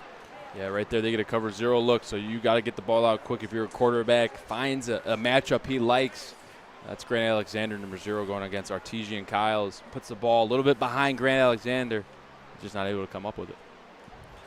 So Tyler Garrett is back deep to receive this punt. Tyler Garrett back to receive for Lawrence Tech. Rain coming down a little bit harder now. That's a short, high punt. And that ball will bounce out at a near, it looks around the 36, 37-yard line. It is at 37. And Lawrence Tech will take over, and looks like we're going to get a new quarterback in here. Exactly what we expected, right? Yep, right on cue. Looks like it's going to be number 3, Ricardo Marble Jr. Marble Jr. got some playing time last season, and this is valuable time for him. Obviously, as we talked about, they're dominant right now, but getting the chance. How about this? LTU modern score record, 68 points. So they're knocking on the door, just 5 points away. How about another record? Let's take it. Come on. Marble Jr. in the shotgun. New tailback back there as well. Hands it off. Not a ton of room. That's number 26, John Brunette, with his first carry. Ball is carried by John Brunette. We're going to be looking at those rosters a lot here, getting some new guys in. Love to see it, though. Some much-needed experience.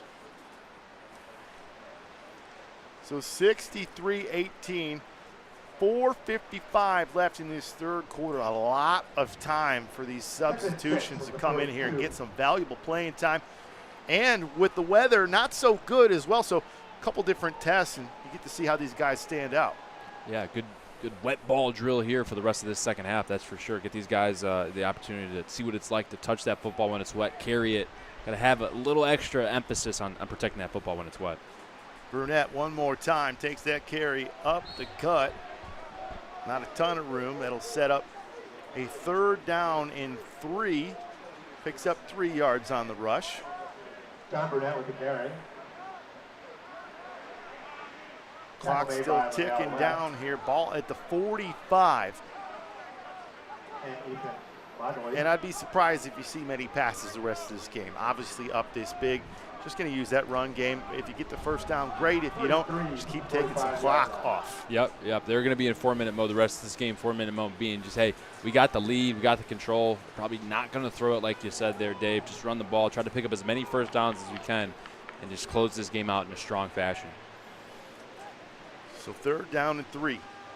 Marble, how about that? Perfect read there. Spins out of it and takes it past the 40. Great read there. Defense thinking that running back was going to come away with it. He tucks it back, picks up the first down. Yeah, great job. And you'll check out the replay here. Read option out of the pistol set. Opens to his left. Good job. He's got 2 defenders at the point of attack. Sees the first one, reads the running back, knows he can beat that one that looped outside with some speed, does that, and gets north and south. And that just goes to show that Ricardo Marble can step in here and make some plays as well with his legs. 25. How about that? 25 first downs for this offense. And Marble Jr. showing he could be a dual threat option. Dangerous with his feet. Hand off one more time. Straight up the gut. Picking up them yards. And taking off the clock at 2:45.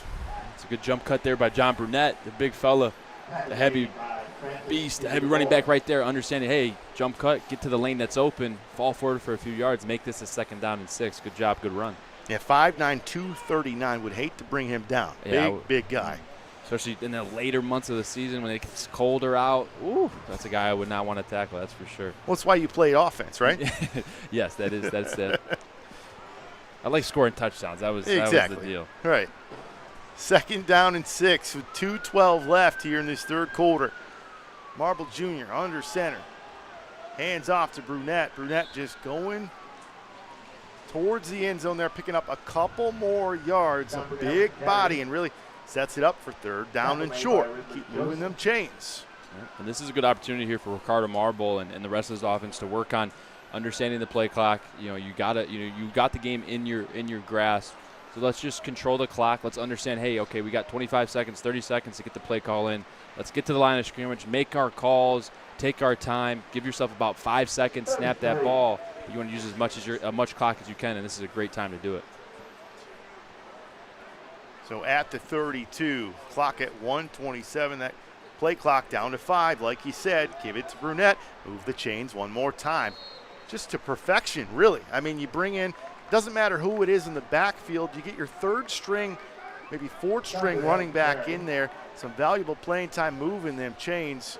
Good job by this offense. Another 1st down. Yeah, doing good. And they won the battle up front, really from the start of this day in the run game. Been doing a good job getting that push up front. That running back doesn't get touched by a defender until 2-3 yards downfield, and that's been kind of the case for most runs. And I know they're not throwing the ball right here, but if there's an opportunity to throw the ball, it's when they go slot receivers. That Sam linebacker that's supposed to relate with the number 2 receiver, he isn't stepping out there. So if they do throw it on this drive, I'm going to call it's going to be a bubble.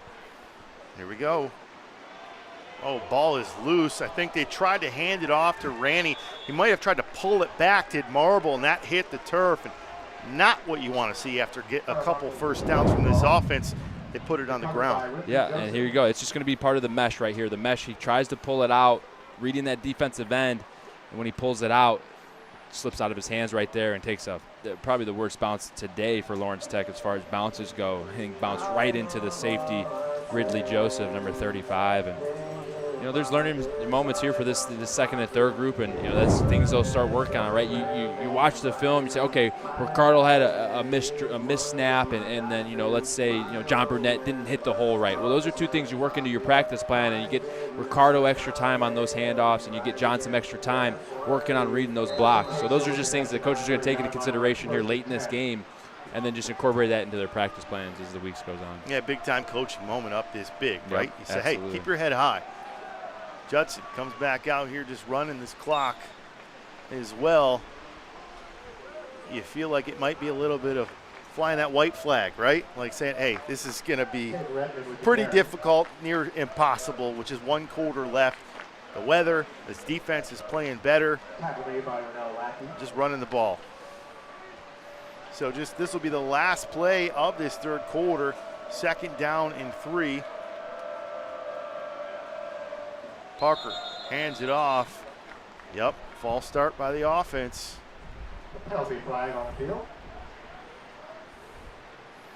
It's one thing I'd like to see as well is the penalties in this game so far. You just have to feel that's another battle that Lawrence Tech's been winning in this ball game. A lot of penalties shooting themselves in the foot today for Judson.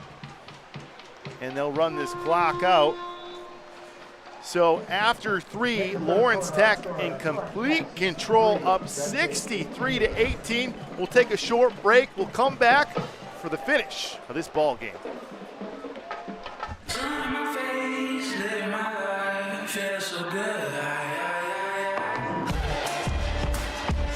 See how great the outdoors can be with the Trax from your Metro Detroit Chevy dealers. With its bigger, bolder, more refined style and advanced technology, you can take the wild out of the wilderness and experience nature your way. Lease a 2024 Trax LT for just $239 a month. Put it in D and see why Chevy drives the Motor City. Your persistence and dedication have brought you this far. But the fire of curiosity within you burns to push beyond your limits. LTU is the place where your passions and curiosities can soar, pushing your mind and body to new, magical heights. Lawrence Technological University. Be curious. Make magic.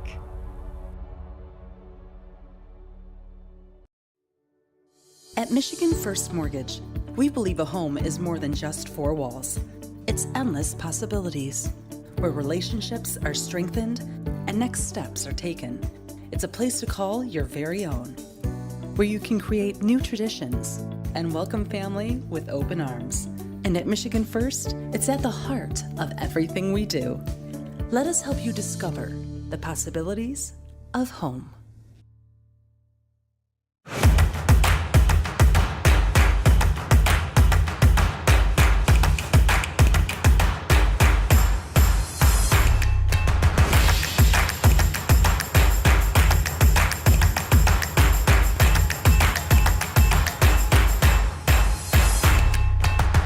Because every athlete deserves to be treated like a pro.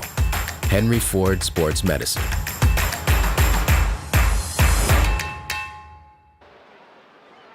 Hey everybody, welcome back to Blue Devils Stadium.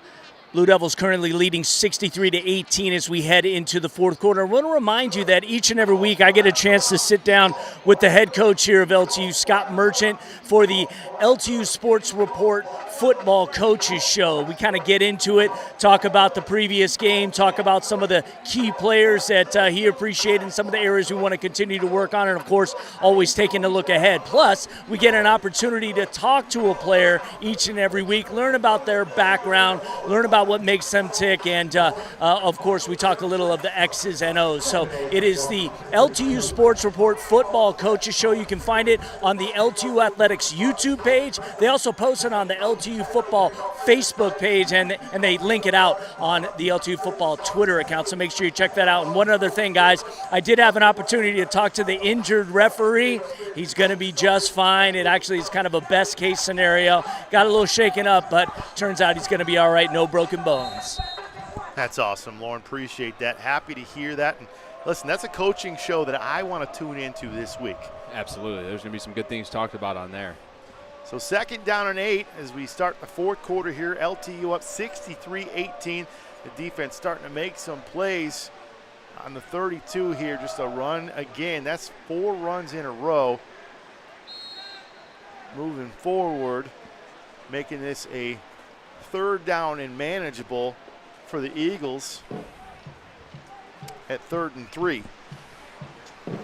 So really, it's the inevitable at this point. We know that, right? But it's just an opportunity. Some of these guys for LTU get some playing experience on both sides of the ball. We know there's not a ton of depth on the defensive side, so some of those starters probably still in there. Yeah, but that's just due to the injuries, and especially in that secondary, they're pretty depleted. So you're going to see some of these starters probably stay in this game. 3rd and 3, big run. That's 2 big men just colliding like freight trains, picking up the 1st down of the Eagles. Check this out, Grant. Look at this collision here. Look at this. Through the middle. That's Desmond Hill-Thomas running that football. That's a big boy right there. And lowers the shoulder. Boom, 45 Samuel Tribal Weir right there on the tackle. And, hey, if you're going to make that tackle, stick your head in there, and Sam does. But, boy, does he take a truckload right there. It's like trying to bring down LeGarrette Blount. Remember him? Oh, yeah. Absolutely. Not a fun thing. Yeah, he's a big boy. So on the 1st down, moving it up to the 41 are the Eagles. Parker still in there, going to his back one more time. Gets through the 1st tackle and goes down to the turf. Setting up 2nd down and 6 in the 4-yard rush.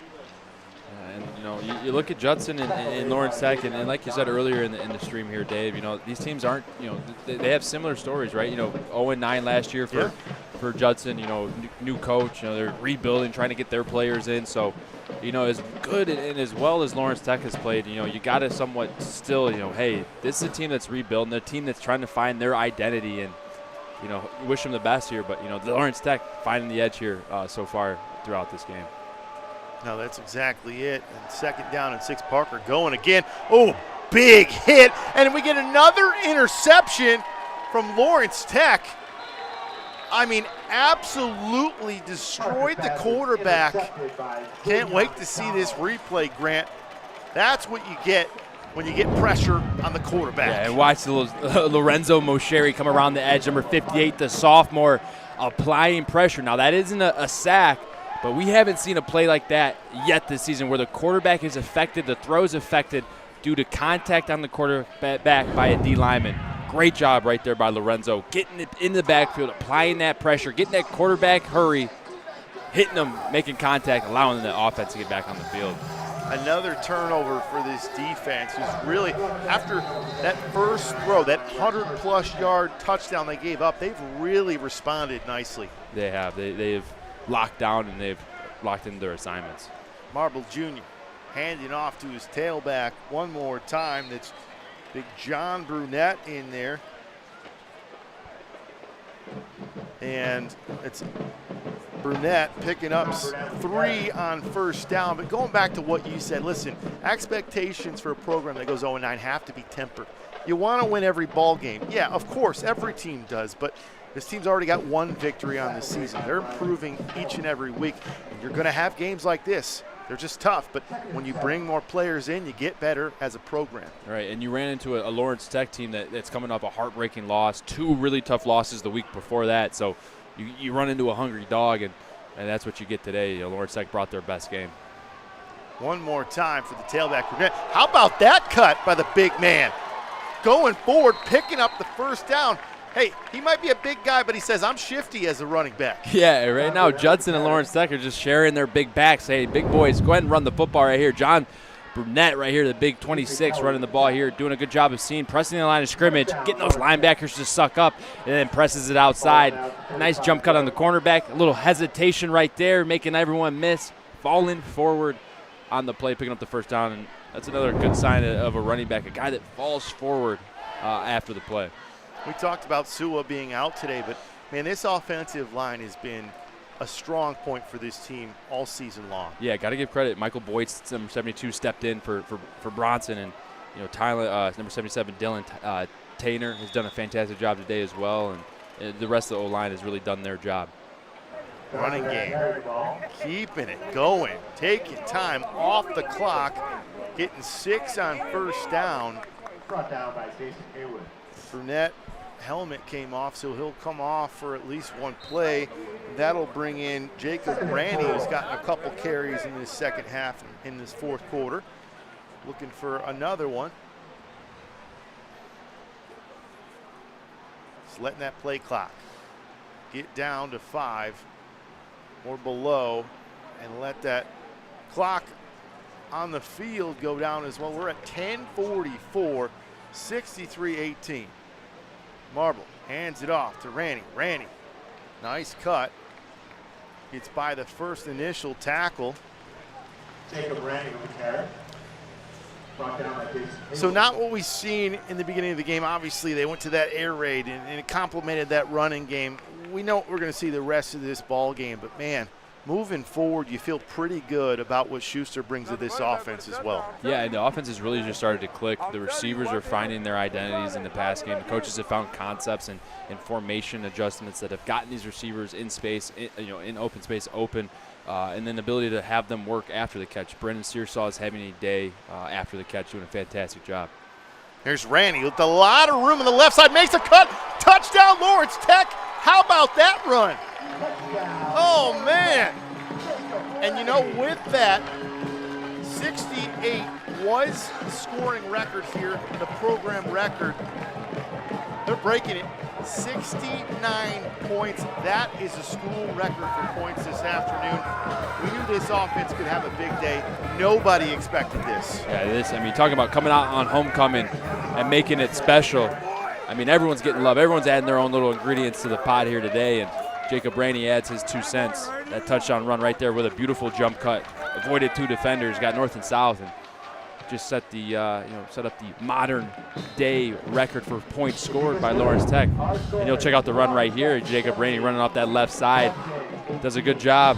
Good snap. Quarterback takes it cleanly, sees that hole press. Look at that job. Good job getting into the backside of the formation. Eyes downfield. Look at the ball security as well. Nice and tight. And you can tell Jacob Randy, he works out. Look at those biceps. Strong grip through the end zone. Touchdown Lawrence Tech.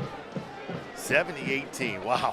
Well, the realm of engineering has expanded far beyond the boundaries of machine repair. LTU encourages curiosity and innovation to push engineering beyond its boundaries, utilizing the power of science and technology to transform the world.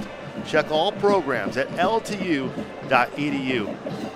You know what? And this offensive line, look, it's easy to just say, hey, we're done. We did what we need to do. We're going to just kind of coast the rest of the way. Now, this offense for Lawrence Tech, this defense, you're getting guys that are getting their first playing time of the year. They're making the most of it. And that gives you confidence as a coaching staff if you have to bring these guys in later in the season. Absolutely. Playing experience is so invaluable. Nothing beats being on that field, experiencing those live reps. A lot of people, you hear those live rounds or those live reps.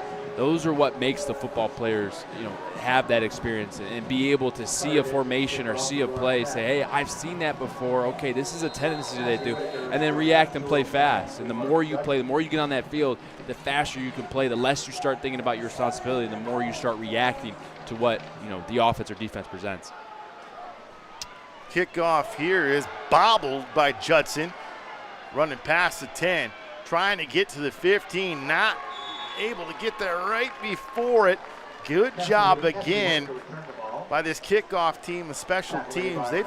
That's another unit that we haven't talked about today, but in terms of field position, they're really shutting them down. Yeah, there's been some penalties, but they've been all over the coverage. They have. They've been covering very well here on special teams, and Ronald Lackey with that tackle, and he's another tackling machine for this Lawrence Tech defense. He's the second in tackles, came into this game with 25 total, 12 last week. Plays that nickel slot defender position, so he's got to be responsible for that run and pass right there on special teams. Flies down, keeps contained, and makes that tackle. So 70-18, video game score. 1st and 10 from the 14. There's a handoff from one of the receivers in motion. Grant, how about this stat? Rushing yards. Judson 51, Lawrence Tech 275. I'm hoping for 25 more. I said 300 coming in, or greedy, man. Halfway through the first quarter, I said, you know what, I'm feeling 300. So, but no, I mean, that's you want to see who's winning the football game. You usually look at the rushing yards and domination of time of control. Right now, Lawrence Tech is blowing this one out of the water. 2nd down and 10. No gain in that first down, and backup quarterback in the game on the left side. Not a lot of room. It's number 3 out there, Jalen Webb-Starkey. You have to wonder if he's going to finish the rest of this game for these Eagles. And at this point, why not? Why leave your star quarterback in there? You hate to see an injury happen, as I said, but you don't want it to happen in one of your key starters in a game that's already been decided. Yep. You want to get your guys, get them out, especially, it goes both ways, right? If you're losing by a lot, if you're winning by a lot, and it gets to a point in which a white flag starts to wave a little bit, you want to save the rest of your season here and get your players in the moments that do really, matter. That's it. 3rd down and 8.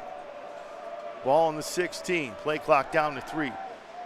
There's the snap, ball out of the hands of the receiver. So there's a couple drops. We've seen a couple drops when this score was a lot closer, but that's a receiver getting some playing time. I think he was thinking about his next move before he secured that ball. Yeah, and that ball came in hot. Quarterback right there threw that with a little bit of speed. That bit of a fastball, yeah, huh? It came off his hand. The receiver there planted, turned for the ball, and that thing was at his front door ready to enter. But yeah, just a little too hot for the receiver to bring in there. And as you said there earlier, Dave, this weather is starting to come down a little bit more. At halftime, I almost felt it was like you got that shower head on a sprinkler. You get the jet mode, the stream. That's it. It's on like a consistent hard miss mode down there. It's just everywhere. You can't avoid it, and it definitely affects the ball. Punt coming to LTU. That's another short punt. Bounces back into the end of Judson. So I got to ask you, Grant, playing with weather like this, obviously the temperature is not a factor, but having rain like that, I mentioned it briefly, and you said as a receiver, not usually the conditions you like as a wide receiver, because you're probably not going to touch that ball often as a skilled player, right? Yeah, and then the game plan, all week, your coaches look at, hey, what's the weather going to be like Saturday? If there's any anticipation for rain, it affects the practice week. You start doing wet ball drills, game plan starts tightening up, you see more runs being added to the game plan. As a receiver, you want to see a little bit more passes, so it definitely affects the way of the game play. Well, every tailback that's been in there has gotten a touchdown except for Mr. Brunette. Why not one more?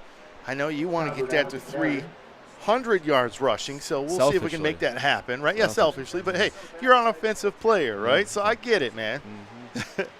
Just coming into this game, you look at both teams, and one thing that just stood out to me was the fight up front in the trenches on both these teams, and I thought Lawrence Tech coming into this game had the advantage up front, both offensively and defensively on those lines, and they've proven that to be true here today. So play clock at 33, just going to keep winding that down up 70-18 with 7:28 left. Ball on the 34, so good field position once again for these backups for Lawrence Tech, getting some much needed time. And you have to keep thinking they're just going to keep pounding the rock here. Big John Burnett, 5'9", 239-pound running back, getting the ball one more time. Up the gut, lots of room, another first down, makes a cut. He's sniffing end zone. He says, I want one, guys. Yeah. You could tell that burst right there, that was a touchdown burst, and boy, was he close. And you got to think the coaches are going to let him carry this ball in the end zone. Well, with that, I think we're going to surpass the 300-yard mark. Waiting for that officially, but I think it is at that point. So we got what we were looking for, Grant. Now we can go home, right? A couple more minutes here. Got to get the boys, send the boys out right here on homecoming. But I'm feeling good, though. If they eclipse that 300-yard mark, I'll be able to get a few good hours of sleep tonight. Jacob Rainey back there one more time. He had the last touchdown for the Blue Devils.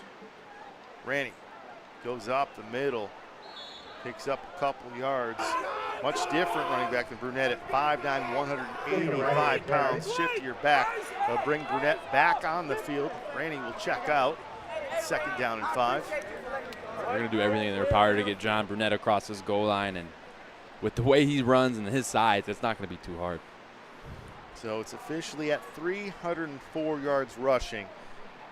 Grant's happy. just 52 yards rushing. That's a tremendous stat from your defense as well, because listen, you knew Parker was going to get some yards in the air, but you didn't let anybody else beat you. Right.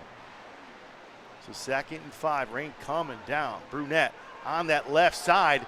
I don't know how he kept going, reaches in, don't have a signal yet. If he didn't score, he's got to be down near the 1. Looks like he is. So the initial tackle thought they had him. He's able to keep turning the legs, makes another cut, and keeps going. And weather too. I mean, talking about the ball and catching it, these jerseys get wet, those pants get wet. I know guys at halftime would have to change due to wetness of pants. It just would be too uncomfortable. But it also affects guys trying to tackle. It's a little bit more slippery. John Brunette, big guy. You're just tired, you're down 50 points. You don't want to tackle a big guy, so it's going to be a little bit harder. You have to dig deep, especially when it gets wet. Brunette gets the carry, hit, and gets into the end zone. So every running back that's been in this game has scored the end zone.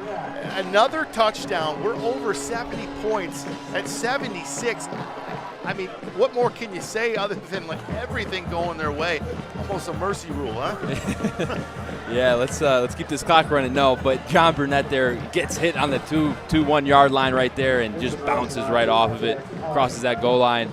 And there's really, offensively, I mean, there has not really been a series in which you go, well, they could have did this, they should have did this. I mean, it's been outstanding display of offense, and defense has really stepped it up this second half as well. And here you see John Brunette, the big boy, gets some run through from that D-line, but Brunette lowers his shoulder. It wasn't the lowest man, and usually the lowest man wins. But when you got the tree trunks on your legs like John Brunette does, man, it's going to take about 4 lumberjacks to chop you down.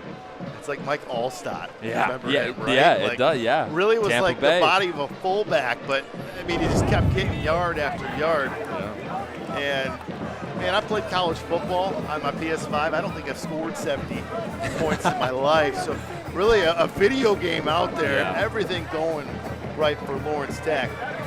Well, be sure to join us for our next broadcast, October 19th, as your Blue Devils take on Siena Heights University. Kickoff is at 1 o'clock right here on LTU Sports Network. Hey, this has been a lot of fun on the Sports Network today. Can't wait for that one. We got a couple weeks off, and this is a team, as we talked about, when they're decimated with injuries. Hopefully Webster's okay in the secondary, but they need that time, right? Ice some of those injuries, take some time off the field, and hopefully get healthy. Yeah. Bye week is that's the time. You regroup, reset. Ball's loose on the turf. So we talked about the conditions. You get guys that haven't played. Love the band down there, right? Hit them with the wah, wah. Right. Good little touch right there. Yep, perfect timing. So if you're a football team, you're a head coach, you just want to, at this point, escape this game with any other injuries, right? Yeah. That's what that's one of the main focuses. Play smart, keep your head up on tackles, and then just work on your fundamentals here. This is essentially a live scrimmage. It's become for these 2s and 3s that have been able to get in the game. Work on your technique. Try to take some coaching in here, and don't have any let-ups, right? Don't give up. Don't be okay with letting them get 5-6 yards. Take pride in what you do here in these last 4 minutes. Jalen Webb-Starkey out there again, hands off to his tailback. Just a battle of the defensive line and offensive line right there. Mano a mano as this clock winds down. That'll set up 2nd down and 9 on the 1 yard gain.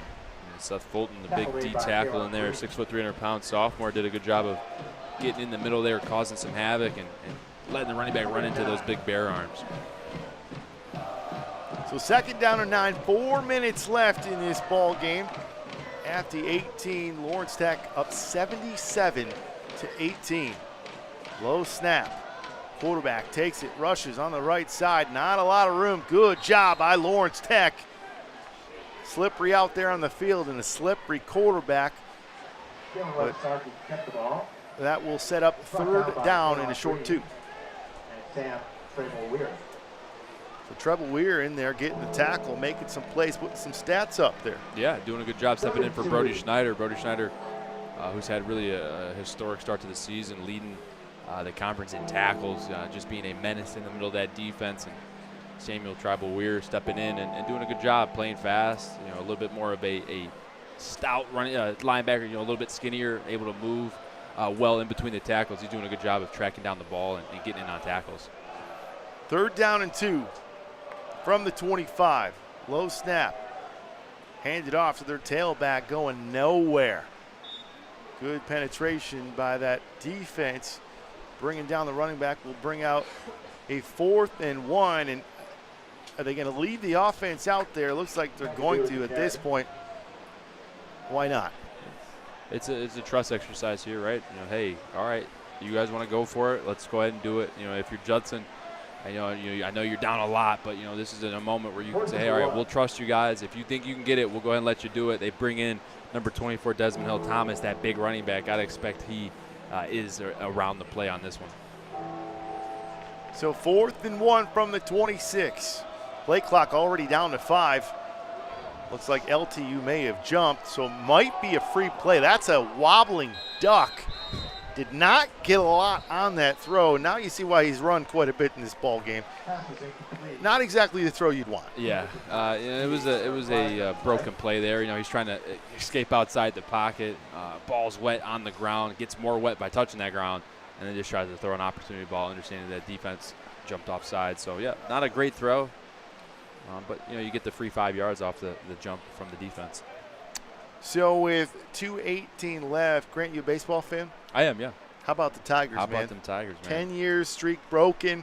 They get in yesterday. The Twins, couldn't get out of their own way. So we make the playoffs, and it's going to be exciting. It's good to see the Detroit teams getting better and better, huh? Yeah. City always feels, right when the Tigers are competing in the postseason. There's a first down run there for Judson. Picking up some positive yards, but if only we could get the Pistons going. Yeah. Right? If we could get the Pistons, and I think it might be a couple years. They've got some talent, right? Kate Cunningham and company, but a little bit of ways. I don't think next year is the year. The Red Wings just missed the playoffs last year. That's Hockey Town, right? They should have a good team this year. Michigan coming off a national championship. They get the victory today. Wasn't anything crazy looking at the score, but listen, a win is a win, right? Win's a win, and when it comes to the Big Ten play, you'll take it, especially with this new format and playoff seeding, and you get an extra little brace there. So that loss they took versus Texas, they can use that and propel themselves here. Michigan State, listen, taking on Ohio State, as we just have rain just coming down like the ocean all over my stuff. All good, man. Hey, players fight through the elements. We fight through them, too. We're doing it. Yeah, my board completely destroyed, but it's all good with just 2 minutes left. But, yeah, Michigan State, listen, that's a big test. Ohio State's looked pretty strong this season. Aiden Childs, got to stop turning the ball over. Yeah, that was a close game they had last week versus Boston College. Came down to the wire, really the last play, and then, looking to this week.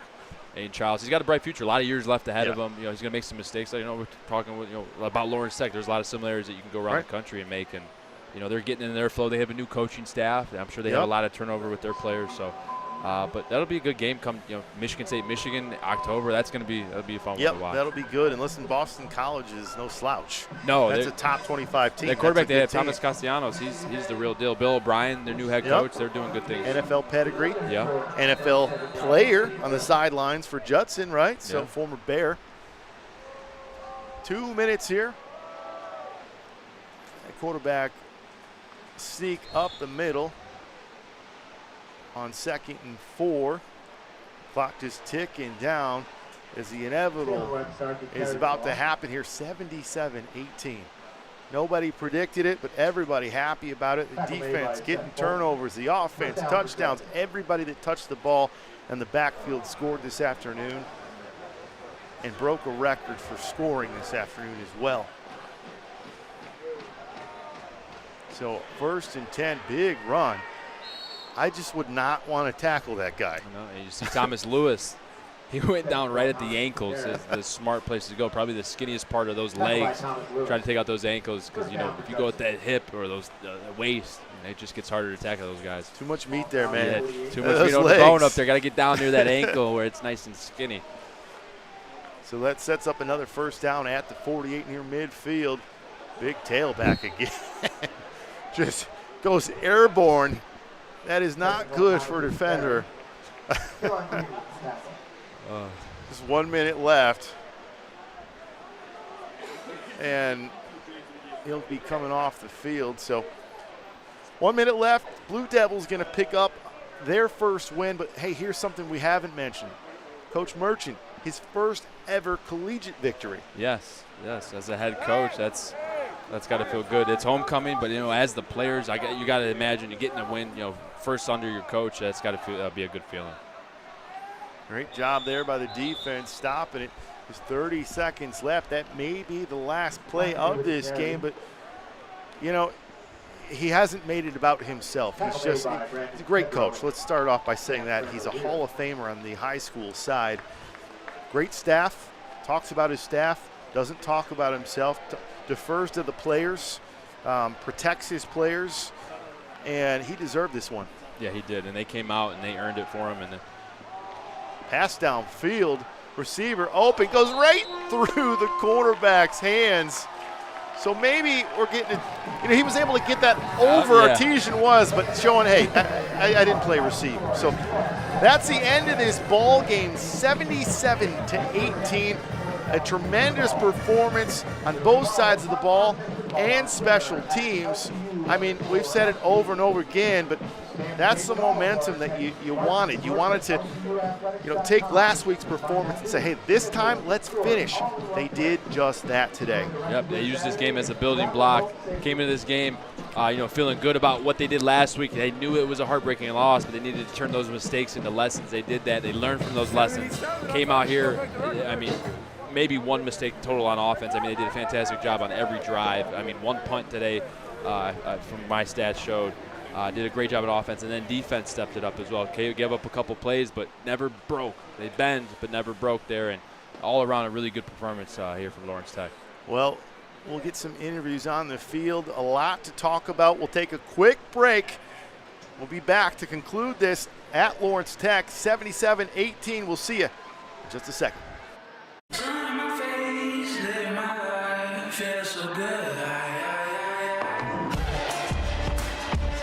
See how great the outdoors can be with the tracks from your Metro Detroit Chevy dealers. With its bigger, bolder, more refined style and advanced technology, you can take the wild out of the wilderness and experience nature your way. Lease a 2024 Trax LT for just $239 a month. Put it in D and see why Chevy drives the Motor City. Your persistence and dedication have brought you this far. But the fire of curiosity within you burns to push beyond your limits. LTU is the place where your passions and curiosities can soar, pushing your mind and body to new magical heights.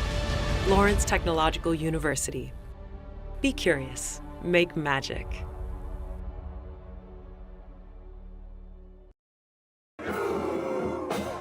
Well, that's a look of a football team that absolutely destroyed their opponent. 77-18 on homecoming. Just everything going the way of LTU. Grant, as we look at some of these final numbers, I mean, the stats, they tell a story, right? First downs, 30 first downs for LTU, 18 on the other side. But a lot of those just junk yards near the end of the game when this was already decided. Yeah, I mean, they did a fantastic job. Came out, established the run, said, we're going to run the football well today, and they did that. 300-plus yards on the ground.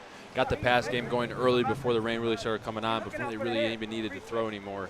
Did a good job. Brendan Searsaw had a great day. Rembert got involved. Tyler Garrett had a heck of a day. And then defensively, you know, you had some let-ups there in the pass game, but you never saw those guys give up. You never saw bad body language. You never saw them quit. You just saw them kept fighting. And then guys like Artesian Kyles comes back with that great interception. Brody Schneider had a day. You go down the list, Sylvester Jones with that interception. So just name the guys. They made a play today. Really good to see Lawrence Tech bounce back after that heartbreaking loss and come out strong today. Yeah, 7 different guys went in the end zone today. If that happens, you know you're doing good things. And really, after they gave up the defense, after they gave up that 100-yard plus play, which was a breakdown in the secondary, we've talked about the injuries. They really responded nicely and got a few turnovers for this team. Yeah, they did. Defense came out and played well, got some turnovers. Sylvester Jones, with that interception in that zone coverage, did a great job dropping to his zone. Artesian Kyle with that beautiful interception in the seam route after giving up a huge play earlier in the game. It just goes to show that the little things that Coach Merchant's preaching to these guys is that they're listening, they're taking the coaching, they understand the moments, and they're executing now, and they're starting to see that chemistry unfold. And Grant, you wanted this for this team, especially the way that last week ended. 1 play away. Yeah, it was a face mask penalty, but listen, as a defender, it's just the heat of the moment, right? You don't want to make a penalty like that. You want to win the ball game. But emotions were really a high and a low last week, and you just love to see all the smiles out there, everybody just celebrating. Listen, it's just good to get a redeeming week for this ball club. Yeah, and a much-needed bye week coming up for these guys. A lot of injuries on this team, and they're going to have to figure out a way to they had a good day today, getting guys in, getting guys experience, those 2nd and 3 guys. But now it's on to bye week, and this is their first bye week as a team together. That's you got to explore that. Make sure everyone's doing the right thing. Getting the rehab, getting the training that they need in order so that they can carry this 2 weeks from now and have a good game, because that bye week sometimes teams come out a little lazy, a little lackadaisical after that, especially after a good win. So we want to see them take that build step after this bye week. Yeah, you have to believe this coaching staff will have this team ready. I mean, what they've done last season was tough. We know it, right? It's been a tough couple of years, but this team is completely different. It starts with the coaching staff. And you know what? Why don't we head down to the field and check in with the head coach, Lauren Plant. Take it away. All right, thanks, guys. So nice birthday gift to Coach O. 77 points, most scored ever by an LTU football team. So, again. I'm pretty happy about that. That's a pretty good present. He doesn't smile often, but I'm sure. Either do you. No, I don't. But he's going to enjoy that, so that's good. Yeah, no, I mean, I think overall this is something I think the team really needed. There are key points in a season that, for these guys, they can, they look like they were having fun and they were playing well. Yeah, no, I mean, we played really well last week. We played well for 2 halves the 2 previous weeks. So we've now played 2 complete games, and, we showed what we can do, not only against the number 5 team in the country, but, a different team now. So. Hopefully our kids are starting to understand we can be pretty good if we execute and do things the right way. I think we had, I don't know how many different guys scored, but it was nice to see the ball spread around, a lot of guys getting touchdowns. And happy for our kids to get a win on homecoming. The fans who stayed got a good show. And, we're going to get healthy next week, and then we're back at it after that. Yeah, how do you really build off this? Because the conference schedule, that's what's ahead. Yeah, I mean, everything is peaking towards the Mid-East Division play, which comes up not next game, but the game after that. So, that's when we want to be peaking, and that's where we're headed right now. So. Okay. Well, look, the guys are having a great time. I know it's homecoming. This is exactly what you want. And I think it really is also a testament to this staff that you put together. These kids are now really, they've heard them. They've listened to them, and now they're believing. Absolutely. A.J. Hinch had some great quotes if anybody read his stuff, but the thing he said about the Tigers is they always believed and they never thought they were out of it. And that's the point that we got to get to. We're getting there. I don't know if we're there yet, but we're getting there. So just keep following the yellow brick road, my friend. All right, thanks a lot, Scott. All right, that is head coach. Hey, Keon, what we got you here? 3 touchdown performance here, and boy, I'll tell you what, everything clicking on all cylinders. It's one of those games that you guys want to just live in it, revel in it, but then, of course, you got to move on. Yes, sir. It's them guys. That RB room right there is no animosity, it's all love. So if I'm going crazy, they're going to let me stay in. If I'm going crazy, he's going to stay in. And we always got to give it up for the line, bro. So it's a blessing. Me being out for 2 years with ACL injuries, just coming back and just doing that, I'm just so blessed. So how do you feel this thing, for the LTU fans out there who were like, wow, kind of tough start, but they don't realize, the kind of competition you were going up against. How do you feel this team is really coming together now? I mean, it's day by day. Like, we getting better every day. And that's because we got leaders and seniors that's pushing every day and pushing us every day. So. All right, man. Well, hey, it's a happy homecoming. And, all right, just enjoy it. Just enjoy it. There you go. The running backs. The running backs. They all support each other, man. All these guys. That's right. You got two and you got two. All right, guys, I'm gonna send it back up to you. Oh, wait, you know what? Sylvester, got to get some defense love. Here, 6 turnovers today for a defense. You had an interception. Talk about from a defensive side. You guys have been getting after it really for several weeks now. Last week, should have been a win. And you guys played for it here, just left no doubt. Yeah, one of the things that the coaches emphasized all week was just not letting the pain we felt last week be for nothing, So we just wanted to come out here and do what we do, and play at a high level every week and keep on building. So, I think it was a good start going forward. And I asked Keon, I asked you the same thing. How do you feel this team is coming together now at this point in the season? It's funny, we were talking about it this morning. I feel like this is the closest the team has been since I've been here, so it's definitely been good. Just everything we've been through in the past, the guys that have chosen to stay, the new guys that have come in, we've all kind of come together, especially these first few weeks. They were rough, so it really let us find out who was going to be a foxhole guy. We got a lot of foxhole guys with us, so I'm excited. All right, man. Well, go enjoy the rest of homecoming weekend, dude. Good to see you and great game. All right, guys. Hey, that's it. We're going to wrap it up here again. School record. Couldn't have been a better night. This rain, we didn't even feel it. This was a great time and just a great day to be a Blue Devil. Send it back up to you. Thanks, Lauren. Yeah, hey, listen, I love what he said there. Just those foxhole guys. Those foxhole guys. If you don't want to stay here, we'll see you. We'll bring in other players.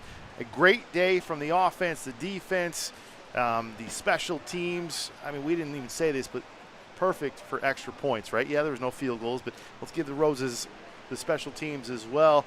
This was a lot of fun. Grant, we'll wrap it up here. Appreciate everybody for tuning in. Lawrence Tech with a dominant homecoming, 77-18 victory for Lauren Plant. Grant Perry, I'm Dave Siseski. Enjoy your weekend, everybody.